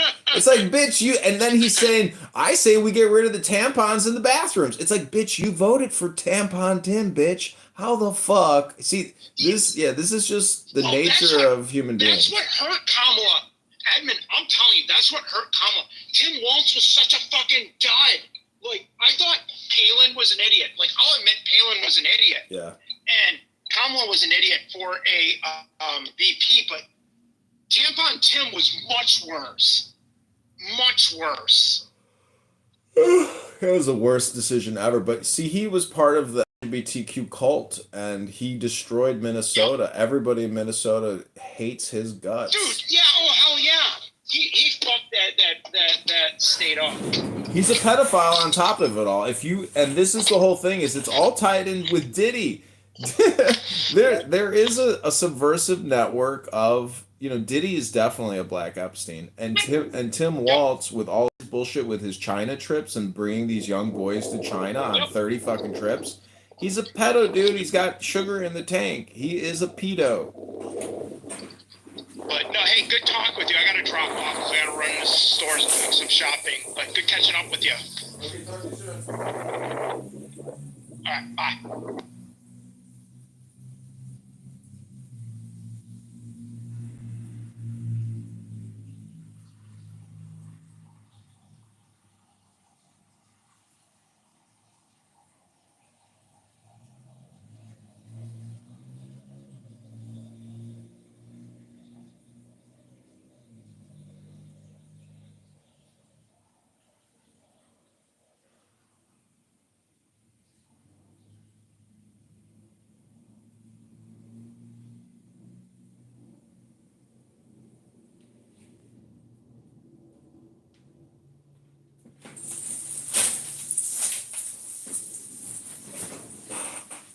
Okay, Joy, I'll talk to you soon. It is a lot. Anyway, no, like the shekels would only make sense if I would, like, I don't know, for some reason thinking like Israel got surrendered to. The only currency I have is shekel. But not a lot. I have 300. Well, I have like in the house, I'm like maybe a few $100s of cash just because, of U.S. dollars because they live here. But I don't like save money. And currency is a terrible investment. But I have a few hundred, like 350 shekel, because when I go back, I just want to have cash with me when I get there to the airport. Not a lot of shit. There's no point in keeping a lot. Yeah, it's not for investment purposes, having cash. Right. That's why I only have shekels. The only country I plan on visiting. I don't know exactly when. Okay, Daniel. We got you for it. Yeah. Sorry. Trying to buy a new mobile contract. I found out it. You said you already had a good deal. No, you got a better deal. A better, like for my German now, 50 gigabyte per month for $9.99. And no minutes. Okay. Flat SMS, flat phones, flat EU roaming, and monthly cancellation. Why don't you just use internet telephone? Shit, just use Clubhouse. Yeah, but I need internet. Yeah, not when I go Wi-Fi, outside. data. Yeah, Oh. I'm not always home. Why don't you just stay home all the time? You only use Wi-Fi. Exactly. Daniel, how much would that cost you, theoretically speaking, if you switch over to like eSIM, like an app? That's a good question. I'm not sure my phone. I need to buy a new phone for this. I'd like to address the title of the room. Go ahead. Wait, what is the title of the room? No, oh. So yeah. I think, like, you know, regardless of the names of the participants in the conflict, you know, you could basically do like a mathematical equation or some type of a psychological analysis where it would be universal, globally, that there has to be some type of underlying psychological principles which would be universal, theoretically speaking. And when you use this app, if you were to use this app as a diagnostic tool, I think you would see that it's like it takes two to tango. That there's also like a neurotransmitter, drug feedback loop happening with pro-pally people. Okay, And this is too many words. I'm getting confused. well, this is the problem with what they do is it's a words game. And the point is they never talk about anything important in terms of personal improvement, personal responsibility, being immature, being irascible. What I'm just saying is that people are not academic, they're not collegiate, and they're mostly propagandists, and they view their propaganda as being some type of a financial instrument for future security, meaning they think that they're creating content, and that being a resistor or a truth teller, it's like a moral virtue signaling process of self-validation, but they spend no time actually researching who they are or their real self-identity because they're basically atheists or they are perverted Muslims. There's just so many ways to look at it, but I'm just saying if you could create some type of a construct where it's not what's wrong with Palestinian supporters, it's wrong. What is wrong with anyone that is a supporter, I guess you could say. I mean, I'm just saying there has to be a universal diagnostic where you could, transcend all of the conflict throughout the world. I mean, it's just, anyways, I think I've expressed it enough. No avanti. I'm kidding. Interesting angle, Joey. Rob, you want to say something? Is that why you're waving? I want to ask Linda a question just for 10 seconds. I was blocked from this room before earlier, and now I came in and Linda came in after me. So I just want to ask Linda if there's a possibility that she is blocking me or not. I don't block anybody. Okay. But by the way, Daniel, so as I promised, I went to see that video. It wasn't the funniest, but I did watch it. It's not the funniest. It was the latest. Yeah. Yochanan, why did you unfriend me? I unfriended many people. I have a limit of how many people I can follow. They don't let me follow many people on the app. But what I do is that I follow houses. So if you have a house, I follow your house. You know what I mean? Do you have any?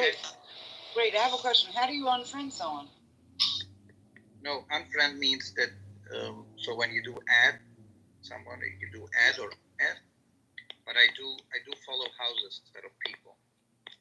So if you have a house, I follow your house. Like me. Oh. It sounds so funny coming from a Jew.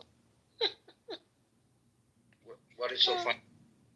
No, it's just a joke. You know what they say? Oh, you came and took our homes. I don't get the joke.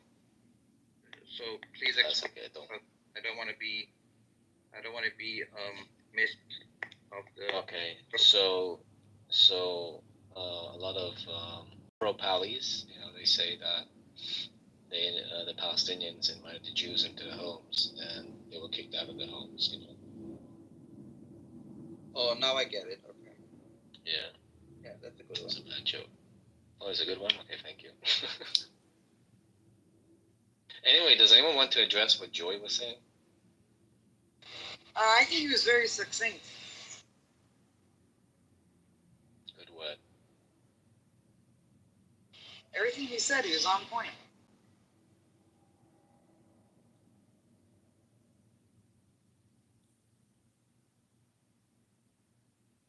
I think there was one thing I wanted to ask him about, but I can't remember now. I think the one thing you will not hear out of pro pally people is the concept of love and joy, or eternal love and joy, or infinity. I mean, there's just so many things they don't talk about, which are so important, which is really why they're doing what they're doing. Because, if you read the book Tanya by the Alter Rebbe, and Meyer, I think, has heard me read it a few times, it really emphasizes kindness and love. And you do not hear that from them. They're very, very angry people, easily agitated, uncompromising, unwilling to listen a lot of the time. So they just don't practice what they supposedly preach. They're hypocrites. I think they're liars and frauds and propagandists. That's what I think about them. But you need to remember that they're the religion of peace.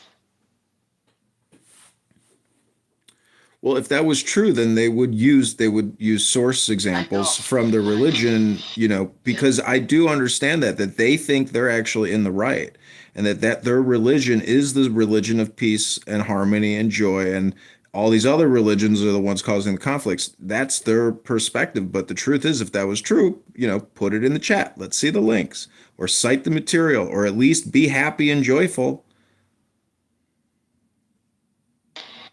Yep, that was the point. Yeah, but you can't tell them that. They'll kill you. Off with your head, exactly. Well, it's like going to meet with a team of psychiatrists to help you get to the root of your mental health problems because you're very depressed and unhappy. You look around at all the psychiatrists and no one is smiling and they're all depressed and unhappy.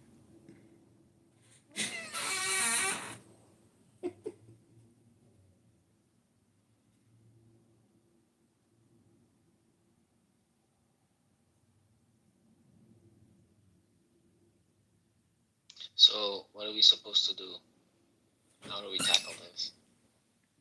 Well, I think that even communicating with them actually gives them, fuel for their fire. So one way to deal with them is to create vacuum situations for them where you don't feed into the communication, because the communication is what's giving them purpose. If they have no corollary or contrary to their position, they do not have the fuel and it creates a vacuum. So I think just communicating mindlessly by just being a clown, like, hello, just making them upset is the best debate tactic, because trying to argue about historical accuracy is totally, it's just a never ending circle. So, if you want to be a great debater, I think in many ways it's don't have the debate, just cause them emotional problems. And that is the best way to deal with the situation in online communication warfare. Right, but Daniel's take is very different. He debates with them because he says it's more for the people who are listening. Who may or may not be curious, may or may not be on the fence. And there is something to that, although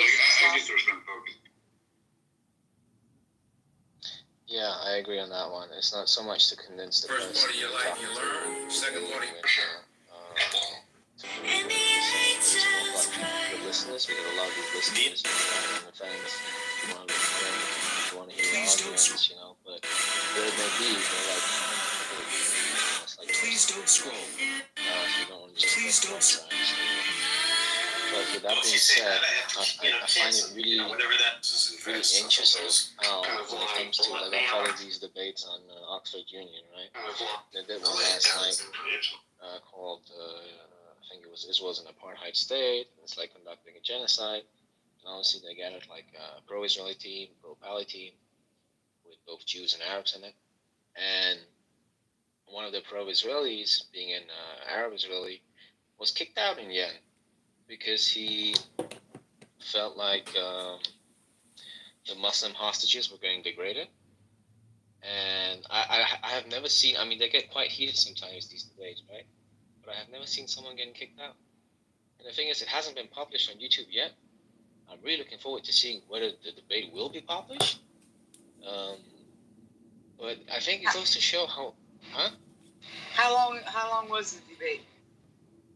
I mean, usually it lasts like, I don't know, I can imagine with this one, probably like an hour, 2 hours, I don't know. Oh, Usually they're not like, yeah.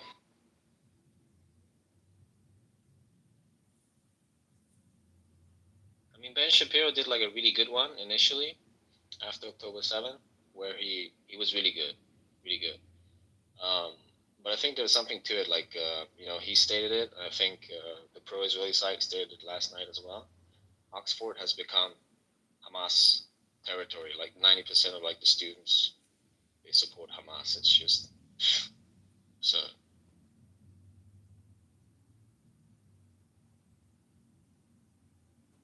It's really like staining the image of Oxford, right? Like Oxford, Cambridge, like these universities, really prestigious, right? Like if you graduate from a university like that too. Yeah, but who's going on at Harvard, Columbia, UCLA, same. Yeah, like 10 years from now, if I'm interviewing someone, or like, where did you graduate from? And they mention one of these universities, I'll be like, nope, fuck you, anti-Semite. Well, you can't tarnish all of them with the same brush. Of course not. Of course not. But you had when this started at Harvard and so on, you had big companies, presidents, vice presidents saying, "We saw you. We have your name. Don't ever come to us looking for a job." So yeah, individuals, not because of the university they attended. Yeah, of course.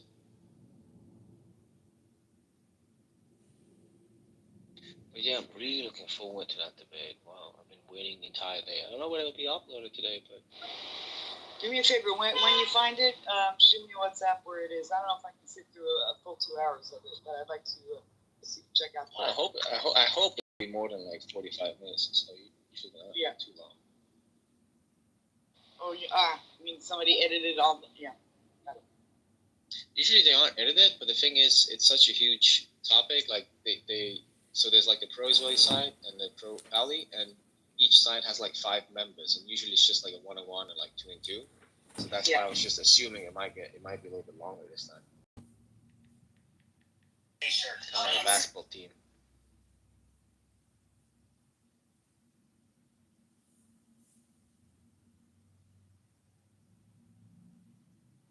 Yeah, I will send you the link whenever it gets published.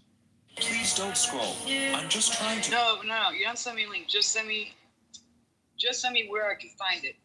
Because opening link. Please don't scroll. I'm just trying to become a big content creator one day, but I have no supporter.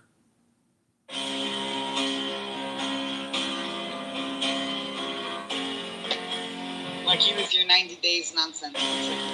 I never had one beer in my whole life. I bought a 6-pack, I drank 6 beers. Yeah. If I bought a nigga bag of weed, I smoked a nigga bag of weed. By the way, I'm not a Trump supporter in any way. And Paul McCartney, if you are listening, Adrian from Brooklyn loves you with all her heart. We lost all our listeners when we stopped. My boss, Joey the Dubs Ayupa, is as feisty as they come. Ayupa, who friends say box professionally under the nom de guerre brand, can still toss a wicked punch. In this case, he also tried to goad our cameraman into combat. He's an Oriental Orthodox Christian. He believes in free everything. Kept his cool. My boss, Joey the Yeah. Hello, Nabil. Welcome on stage. I see one of your freedom fighting is for the Congo what can you explain? I see the flag of Palestine. Can you explain what you mean by free Palestine? What do I mean by it? There are innocent people being harmed with Iowa war right now. I'm not a car girl. Between a government that wants to basically kick out those people and a terrorist group that basically wants What's the freedom? a rock and a hard place. No, I was asking. I know what's happening, and I'm asking, what do you mean free Palestine? Free from who? Free in what way? What kind of freedom are you looking for? For them to actually establish a government and be able to live in their land. What's going on? A place where they have been living for hundreds of thousands of years, most of them. Hundreds and thousands of years? But they have a government. Yeah. They have a government. Most of you don't realize that most of the Palestinians there are just as indigenous as most Mizrahi and Sephardim Jews. In fact, they care about the same. Wait. I want to do point by point. I just want to listen to say. Yeah, it started with the freedom of government, and I wanted to understand also. The government is Hamas. So they have, they had elections. Yeah, no, they established the government already. I don't know if you know. They had a democratic elections in 2005 or 6. When Mexico's cartel. They have a president, and they have a government. They have ministries. They have like a seat in the UN. So what else are they missing for this government? I don't know. Get rid of Islam or something like that. Not exactly like they have much of a choice, more so to reform it. It was a democratic elections. So you're saying free? Crying out loud. They barely let you do realize there are people in Gaza who have moved to the West Bank because of the issues they've had with Hamas in Gaza. Like there are people who have to leave there. Yeah, I mean they're not satisfied with the elections, but they did have a free elections back then.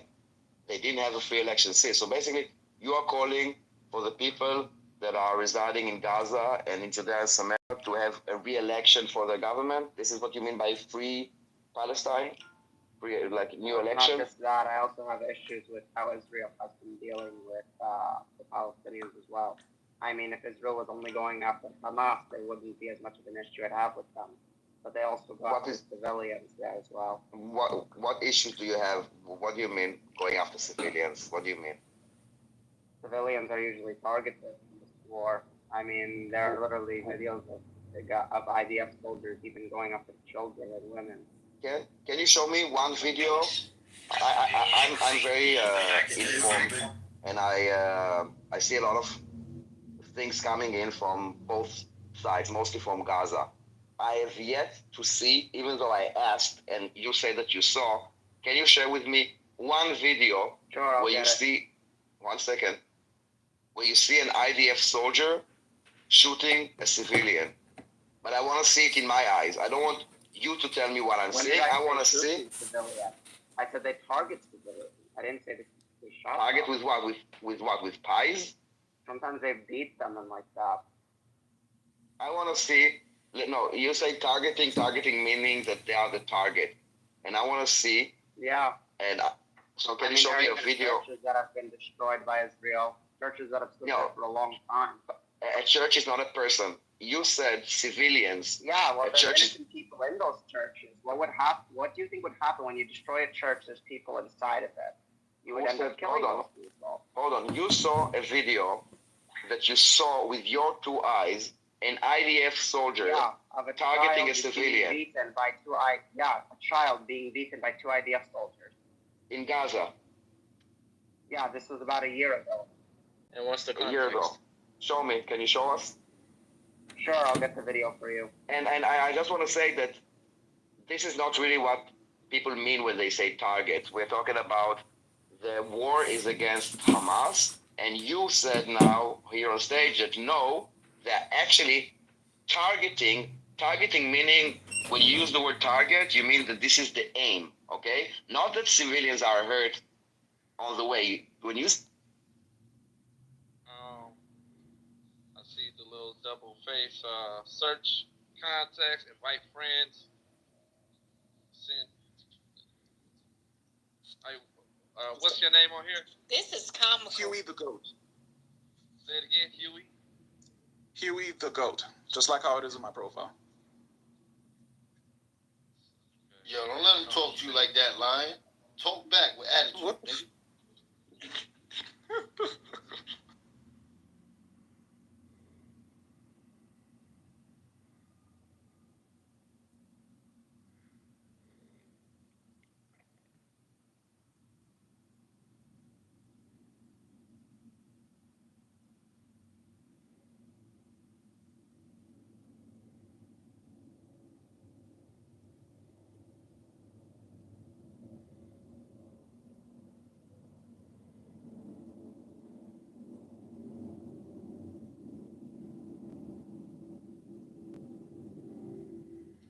Let's take away, I'm sorry, brother, your mic is hot. Let's take away single motherhood because it takes two people to make a child, right? And let's just look at it. Right. So you're saying that women and children aren't obviously innocent, like that are in a church? First of all, okay, I will answer. First of all, no. Women and children are not obviously innocent, and I will also say that men are not obviously militants, okay? A woman can hold a gun, and a child, which is 17-year-old, can be a fighter. And also a man can also be innocent. So I think that your perception that all men are guilty and all women and children are innocent. Say all men are guilty. You said that obviously. No, you said obviously women and children are. How do you not know this? What do you think? Time out. In a war, when somebody says that they attacked a place full of unarmed men, women, and children, does that mean that they're saying not a single man was armed or like that? For example, when people talk about the Seifel during World War I, when they say the Kurds attacked Assyrians when they were unarmed men, women, and children, does that mean that there were no children capable of fighting or women capable of fighting, or there was not a single person that had a weapon? No, it means the majority of people there are not able to fight, are people who are innocent. That's the point of it. And also, what church has weapons inside it? Okay, I will answer. I will answer. First of all, you said Wait, obviously. I have one question. Before you answer, I have one question. How many churches are in Gaza? No, I don't want to go. Get you Hold the on, exact hold on. number. No. I want to yeah, but it goes somewhere else. I'm sorry. You said that obviously women. Yeah, but you said obviously women or children are innocent, and I just wanted to address that point. I'm thinking that no, the fact that someone is female or under the age of 18 doesn't mean they're innocent. Second of all, the fact that you say a church and you say that this is a house of prayer, you are correct. A church was built and meant to be a house of prayer and should be protected. Same goes for hospitals and schools. They should be a protected site. I 110% agree with you. But what happens when they are used for, as an example, okay, not talking about Gaza, let's talk about like what you call international law. If a hospital is used for military purposes, is it still considered a hospital or is it a legitimate target? According to international law, not according to this conflict. If in it's general. used for a military purpose? Yes. Yeah, it would be considered a military site, so you'd have to target. Okay, great. So when you say a church, how do you know that the people inside were innocent civilians that came to pray? By the way, there are like, I think 1,000 maybe Christians left in Gaza. What makes you be so sure that this church was A, used for prayer, B, was full when it was attacked? For one, I believe one of the churches was used, people were using it as like to hide during the fighting and like that. It wasn't used for like to hold weapons, if I remember correctly. It doesn't matter. If you are hiding there also and you're a militant and you are going from there to operations. So it was civilians who were hiding there. I'm asking, great, perfect. How do you know A, that there were civilians, B, that they were even inside when the church was targeted, because the IDF announces every time they're gonna bomb someplace. So I'm asking, why do you say, or why are you so sure and confident that A, it was used for a church and there were like innocent civilians inside? Based on what? And you're assuming that it was not not just civilians in there. You're assuming you are the one. there were militants there. You made the claim that Israel. But you're making an assumption here as well. You're assuming that they were most likely hiding weapons and militants there. I did not. Yeah, no, no. Trying to go and do that. I did not say anything like this. But does that justify? But even if that's the case, does that justify like harming innocent people in there as well? But I'm asking. But I'm asking the same question. How did you decide? The issue. But I'm asking the same question. How did you come up to the conclusion that there were innocent civilians inside this church when it was hit by the IDF? Why are you basing your claim on? What am I basing my claim on? The fact that they know who were most of the people that were dead, that were in the church when it happened. There are people who talk about their family members that were there, most of them who weren't fighters. Wait, how many people died inside the church? What are you talking about? How many people died? I can get the exact number. Because as far as I know, there was one girl who accidentally was shot by a sniper. That's it. And which one? You talking about Hindri Job? Look, we're talking about the same church, okay? But he's claiming there's a lot of dead people inside the church. That's not what's happening. So what happened was there was a bombing in what would we call that? We would call that adjacent building to the church. The church wasn't harmed at all, okay? It was sort of like a storage room, okay? No one died there. There was a sniper who accidentally shot a girl inside the church, mistaking the girl for what do I know, right? It's not intentionally targeting civilians, and you won't. That story, like, I don't know what that's from, Nabi. Like, you entering a church and you see a lot of dead people in there? No.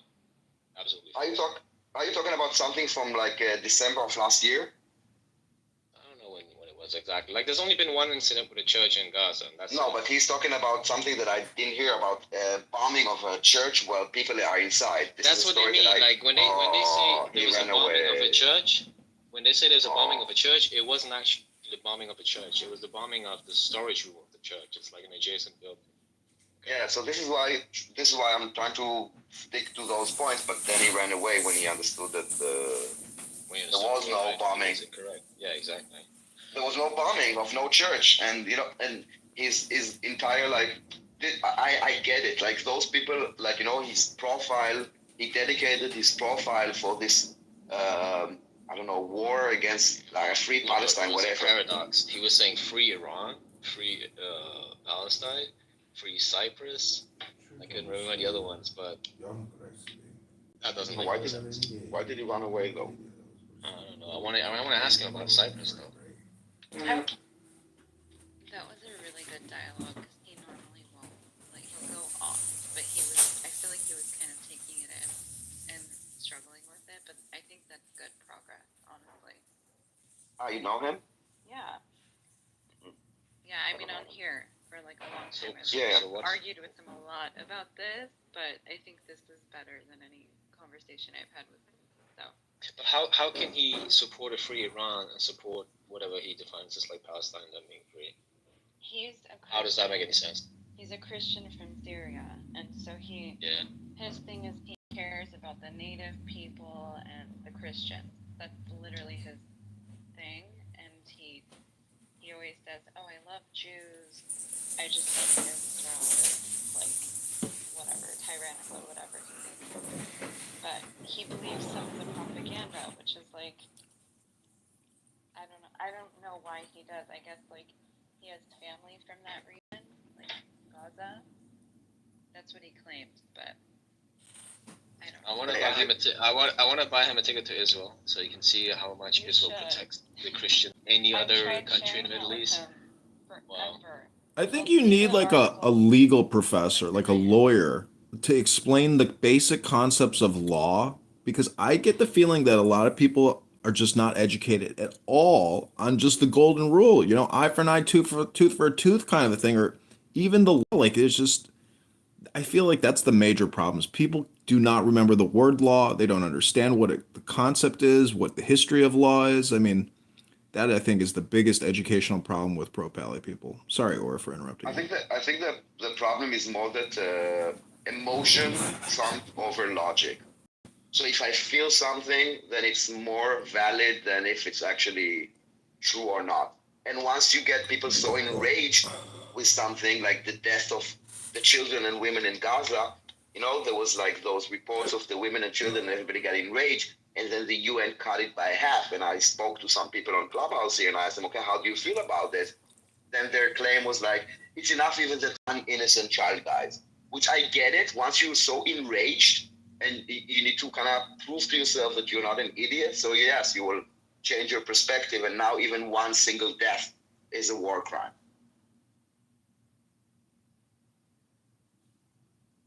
Yeah. Okay, I just looked it up. So that incident with the sniper, okay, apparently 2 girls were killed, but there were more than 600 people inside the church.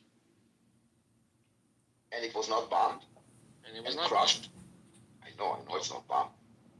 This is why, like, they get outraged, and instead of like, oh my God, shit, I was misled, they run away, because it's like a defense mechanism, because you don't want to feel like an idiot. I mean, I get it. All those pro-pallies that have been like consumed with propaganda, it's in order to admit reality, they also need to admit they have been fooled, and not only them, probably their friends and their families.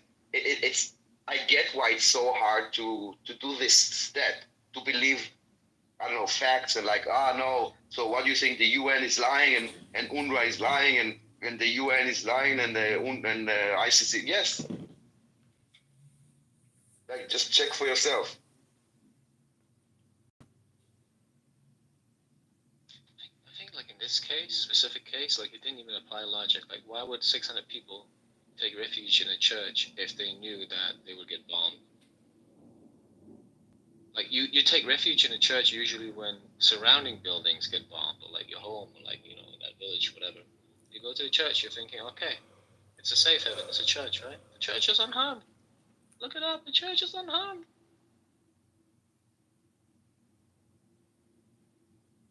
I think it follows those like conspiracy theories that Israel hates Christians.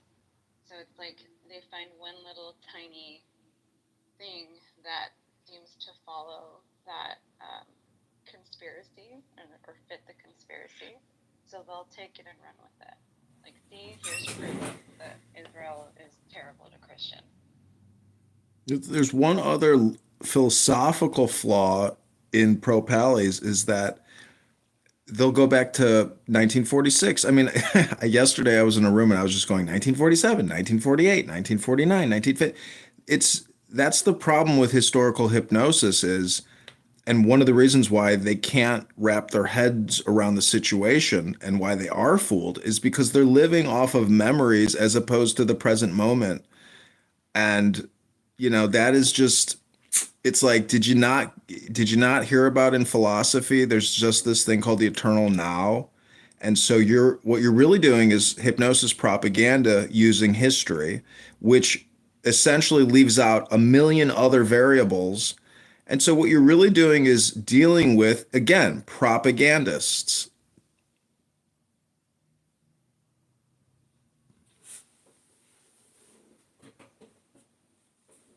What I've done when there's other native people that are kind of like from the Middle East who have been Arabized and stuff like that, but somehow believe that propaganda, I'll usually ask them why they're supporting their own oppressors' propaganda. And sometimes it'll click, sometimes it won't, but it works. You can use that one. Feel free.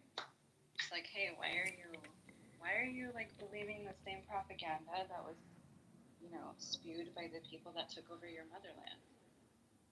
To someone who's like a Syriac Christian, they're native to Syria. They're not Arab ethnically, they're Syriac people.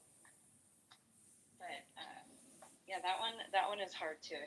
They've definitely run away from it, some of them, but it'll work. I've seen some people become pro-Israel after that. So, yeah. I'm certain he will become pro-Israel after a trip to Israel. Probably. I think it's the best. It's the best solution for many of those, that they would just like visit the apartheid, ethno-state, genocidal Israel and talk to people, also Arabs in Israel. And by the way, Samson, the sniper is an allegation. It's not. Yeah, I'm aware. Yeah, I'm aware, but I didn't want to have that discussion with him. I just saying. Yeah, that's it's fine. a sniper. Even if it's true, like it was a sniper, like it was an accident. Like you're not intentionally targeting civilians. You know? No, I mean, even if it was a sniper, which we don't, I doubt if it was, because someone dies, you don't know who shot them, you just assume that it's a sniper. But it still doesn't mean that the church was bombed and with all the innocent civilians coming to pray. And the church was not. He said they went. He said they went there to pray. He didn't even say that they took refuge in a church. Yeah, they took refuge. It's like I think the only Catholic church. Well, that's the narrative, Gaza. right? Like, oh, they're all innocent. They're all praying, and Israel's such a big bully coming in. Yeah, just the hijabi woman. Praying people, you know. The hijabi woman inside the church is praying. Yeah. No, I mean there are Catholics. They're like I think like 1,000 that ran away there. But I think this is not just their fault. It's like the international media. I mean, when they report like a bombing in a school in the middle of the summer when there is no school, when they talk about the school as a building called school, then people imagine, and they say IDF bombed the school, 20 died. So what you understand from this is like 20 children in the middle of like math lesson were bombed. They don't say, okay, those 20 were actually men. They were like sleeping there. It wasn't acting as a school. And who are those men? You let her be. Pale. You let her be too because you think she's attractive. You ain't no nigga. No, he did the same thing. So Samoa doesn't.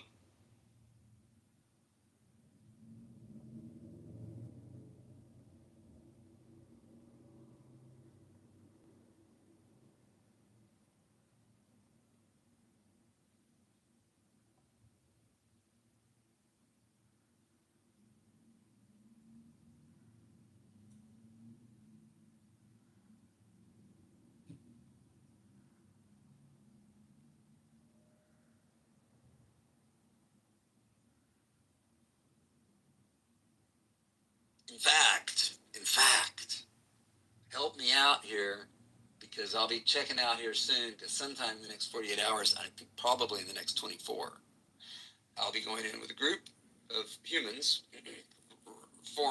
currently known as humans, and viral map that's getting bigger. Yeah. So the idea is you take that metadata and you have people who own pieces of land on this like metaverse, right?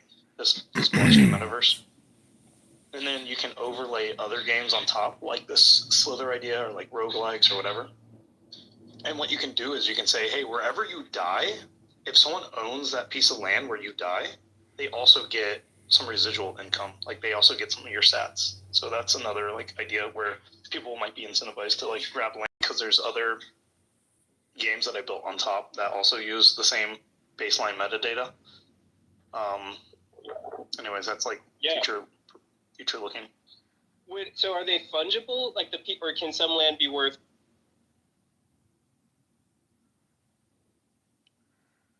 Hey, Rohan, what's the deal with kicking me from your room?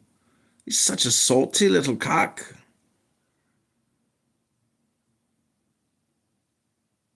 Well, that's not very nice. I mean, I was in Amir's room and they were reading your arrest report and legal problems for having sexual relations with a woman. I don't know if any of that is true, but I just thought it was interesting that they were going into it explicitly in detail as if they're shopping it around. But anyways, yeah, I mean, you busted me in the other room. You kicked me. You're like, I know who it is. Joy. You knew right away, mate. You knew right away, mate.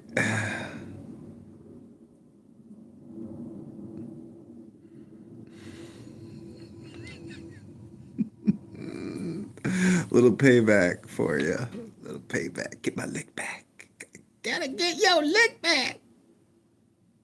Energy. If humans had free energy, they would go up and grind up mountains to try to make giant gold necklaces and find diamonds and emeralds and shit like that. Humans have not been proven to be able to handle power. They just do dumbass things with it.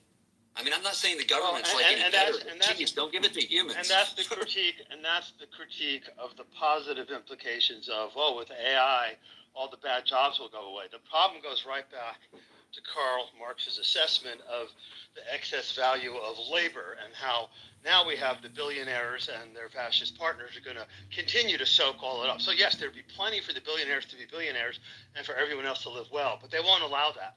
Because they're crazy and really just hungry ghosts, they will insist on extracting more and more and more from everyone and everything, and they just can't stop themselves. 100%. So the idea would be if we could cure the hungry ghost insatiable appetite for more, that maybe then we could handle the type of energy that would be needed to get off planet or to create immortality or things like that. You know who wrote a great scenario for that in fiction is Starhawk. Have you read her book, The Fifth Sacred Thing? Oh yeah, definitely. And the way she has the people from Northern California deal with the. They don't get mods. They don't get mod in the don't mod them up, right? I also think that we shouldn't have so many mods. It's almost like no, that's what I'm saying, Mondo. I love everyone. No. I love everyone. You full of shit, Day. You just an N-word atheist, dog. You don't love nobody. Share the mod, dog. Share the mod. If it wasn't for me or you, Mondo, I don't see this room ever being open.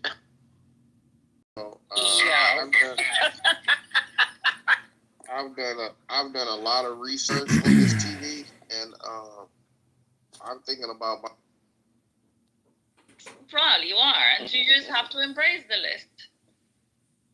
I want to be at the top of the list. I want to be at the top of the list. Yeah, I want to be the first one on the list. Like, okay, we create the list. Okay, Daniel. Okay, obviously, who else? Like, I want to be like that. Yeah, exactly. Daniel and the rest. Most wanted Zionists. You know, Central, there are like a few pro parties that once we joke that we have a list, and then since then they're like obsessed with this. Like, am I on the list? Did you put me on the list? Get me on the list. And it all started, I don't know, I think it was one day I took a screenshot of Diego, or what Diego wrote in the chat, because he always tries to gaslight me or gaslight others, and I'm like, Diego, I got the screenshot of what you wrote in the chat to me. Like, this is what you said. And he's like, oh my God, you're keeping track. And I'm like, yeah, I keep track. And then he's like, I'm sure you have a list. And I said, yeah, I got a list. And that's where everything went wrong. Is that then you're talking about the list. And about, yes, because you put us on a list. And it's Randy saying that, and it's Nora saying about the list, and Diego about the list. Yeah, I love it how we live rent free in their head that they think that they're on some kind of list, and even if they are, that this list means something. So exactly. Fun. But I mean, the Jewish conference thing is quite good as well. You know? Like, what's the next topic on our next meeting? You know, the Zionist, the elders of Zion. We have the elders of Zion's meeting. Oh, we are. Well, by the way, I went into that room, Isa. Uh-huh. So Roger just said he's going to make a counter list. Yeah, I know. That's what I was saying. Oh my God, they're all wackos. A bunch of wackos. All of them. Oh no! Don't do that. That is too much. Yes. I'm gonna change the name of the room to No Lists Allowed. Can you? Or maybe I will put, this is the real list, or we're making a list. List. Hold on. List. Like list conference or something that like the list council. The list council. Is an argument in special? No. Right, like Zionist conference, like meeting number. I don't know, like right. I don't know. This is the list council. 613, you mean? Yeah. 613. wait, the new council creating the list. It needs to seem legit, you know, like UN organization, kind of like they always have like numbers and things. What's legit about the UN organization? No. You know, their resolutions, condemnations on numbers, you know. Yeah, the list council, you know, that's the renewed council create. Yeah, because there I'm was not already loving that. I'm not loving no. that. I'm not Because loving that, Lisa. No, yeah, but a lot of people will understand because there was already an attempt of creating a council one time back, like a couple of years ago, and people were having a war between houses and between groups of people, and they tried to create a council who should be mass blocked, and everybody thought that it was ridiculous. Well, it is ridiculous. The renewed council. Okay. Oh, the council. No, that's fine. It's not. No. You can do what you like. It's like and they're all really heated. And then people are writing, so where is Jane now? She ran away.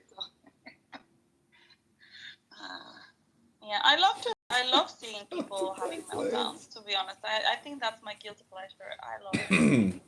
You don't sound like you feel guilty about it, though. You sound like proud of it. Oh, yeah. That is a guilty pleasure. That's a guilty pleasure, yeah. Fair enough. Guilty pleasure, pal. It's a pleasure. Mm-hmm. Okay, I don't do guilt, so. So you're not Jewish. If you say so. Well, I didn't have a Brit Milah, if that's what you're implying. That's right. Any ideas what I can buy on this fucking Black Friday? Because Amazon? Yes, I'm like on Amazon and nothing kind of talks to me. Well, I understand. Well, start with a list. Wait. Go to Zalando. No, there's an actual list. So a need or a want. So when you put things on that list, it'll help you narrow it down. Nothing that Amazon sells.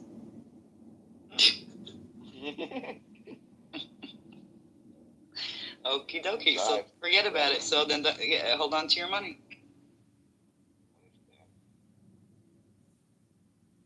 I went back to Amazon. I actually went back to Amazon today to check on that iPad I have my eye on. Oh, iPad. Yeah. Same price. So I'm not sure what I'm going to do. I'm just so upset that I only got the 64 gig. I can't believe I did that. Now I'm paying the price. You got fooled by a Gentile, Linda. What the? No. It was my own that I didn't read the spec or something. I don't know. Does any of you have those cleaning robots that also wash? You mean windows or floors? I have one. I have one for. There's one I have for the floors. Yes, I do. So, which one? Which company? iRobot, I think. So iRobot. Here's my opinion. Listen. And you have to buy the special sponges for it and fill up the reservoir with water, this and that. They're not really good for cleaning the floor.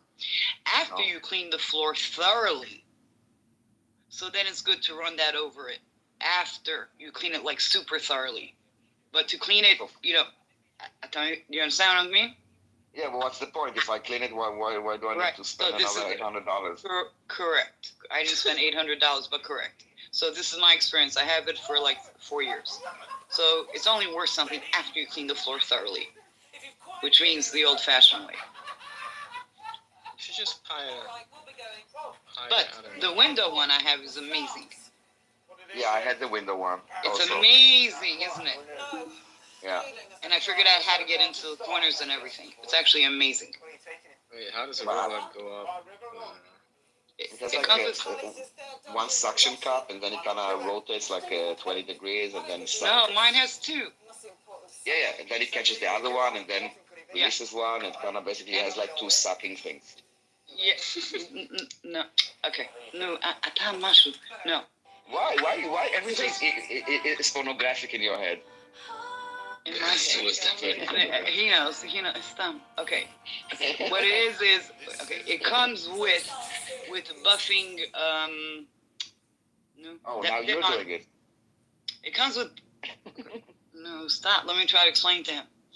It comes with. Don't say buffing. So, this device for Windows, Samsung, It is kind of, yeah, it's like a robot. It comes with a remote control, so up, down, or you can set into a pattern. But it comes with, and then I bought extra ones, kind of these buffing sponges that you put on around each circle. It's hard to explain. Treating epilepsy. And what happens is, because there's a slight difference between both hemispheres, you do these tests where you look at a screen and what appears on the right, which one's the, so language is on the left. He busted me. You got busted. The physical world either. See, the physical world is wiggly.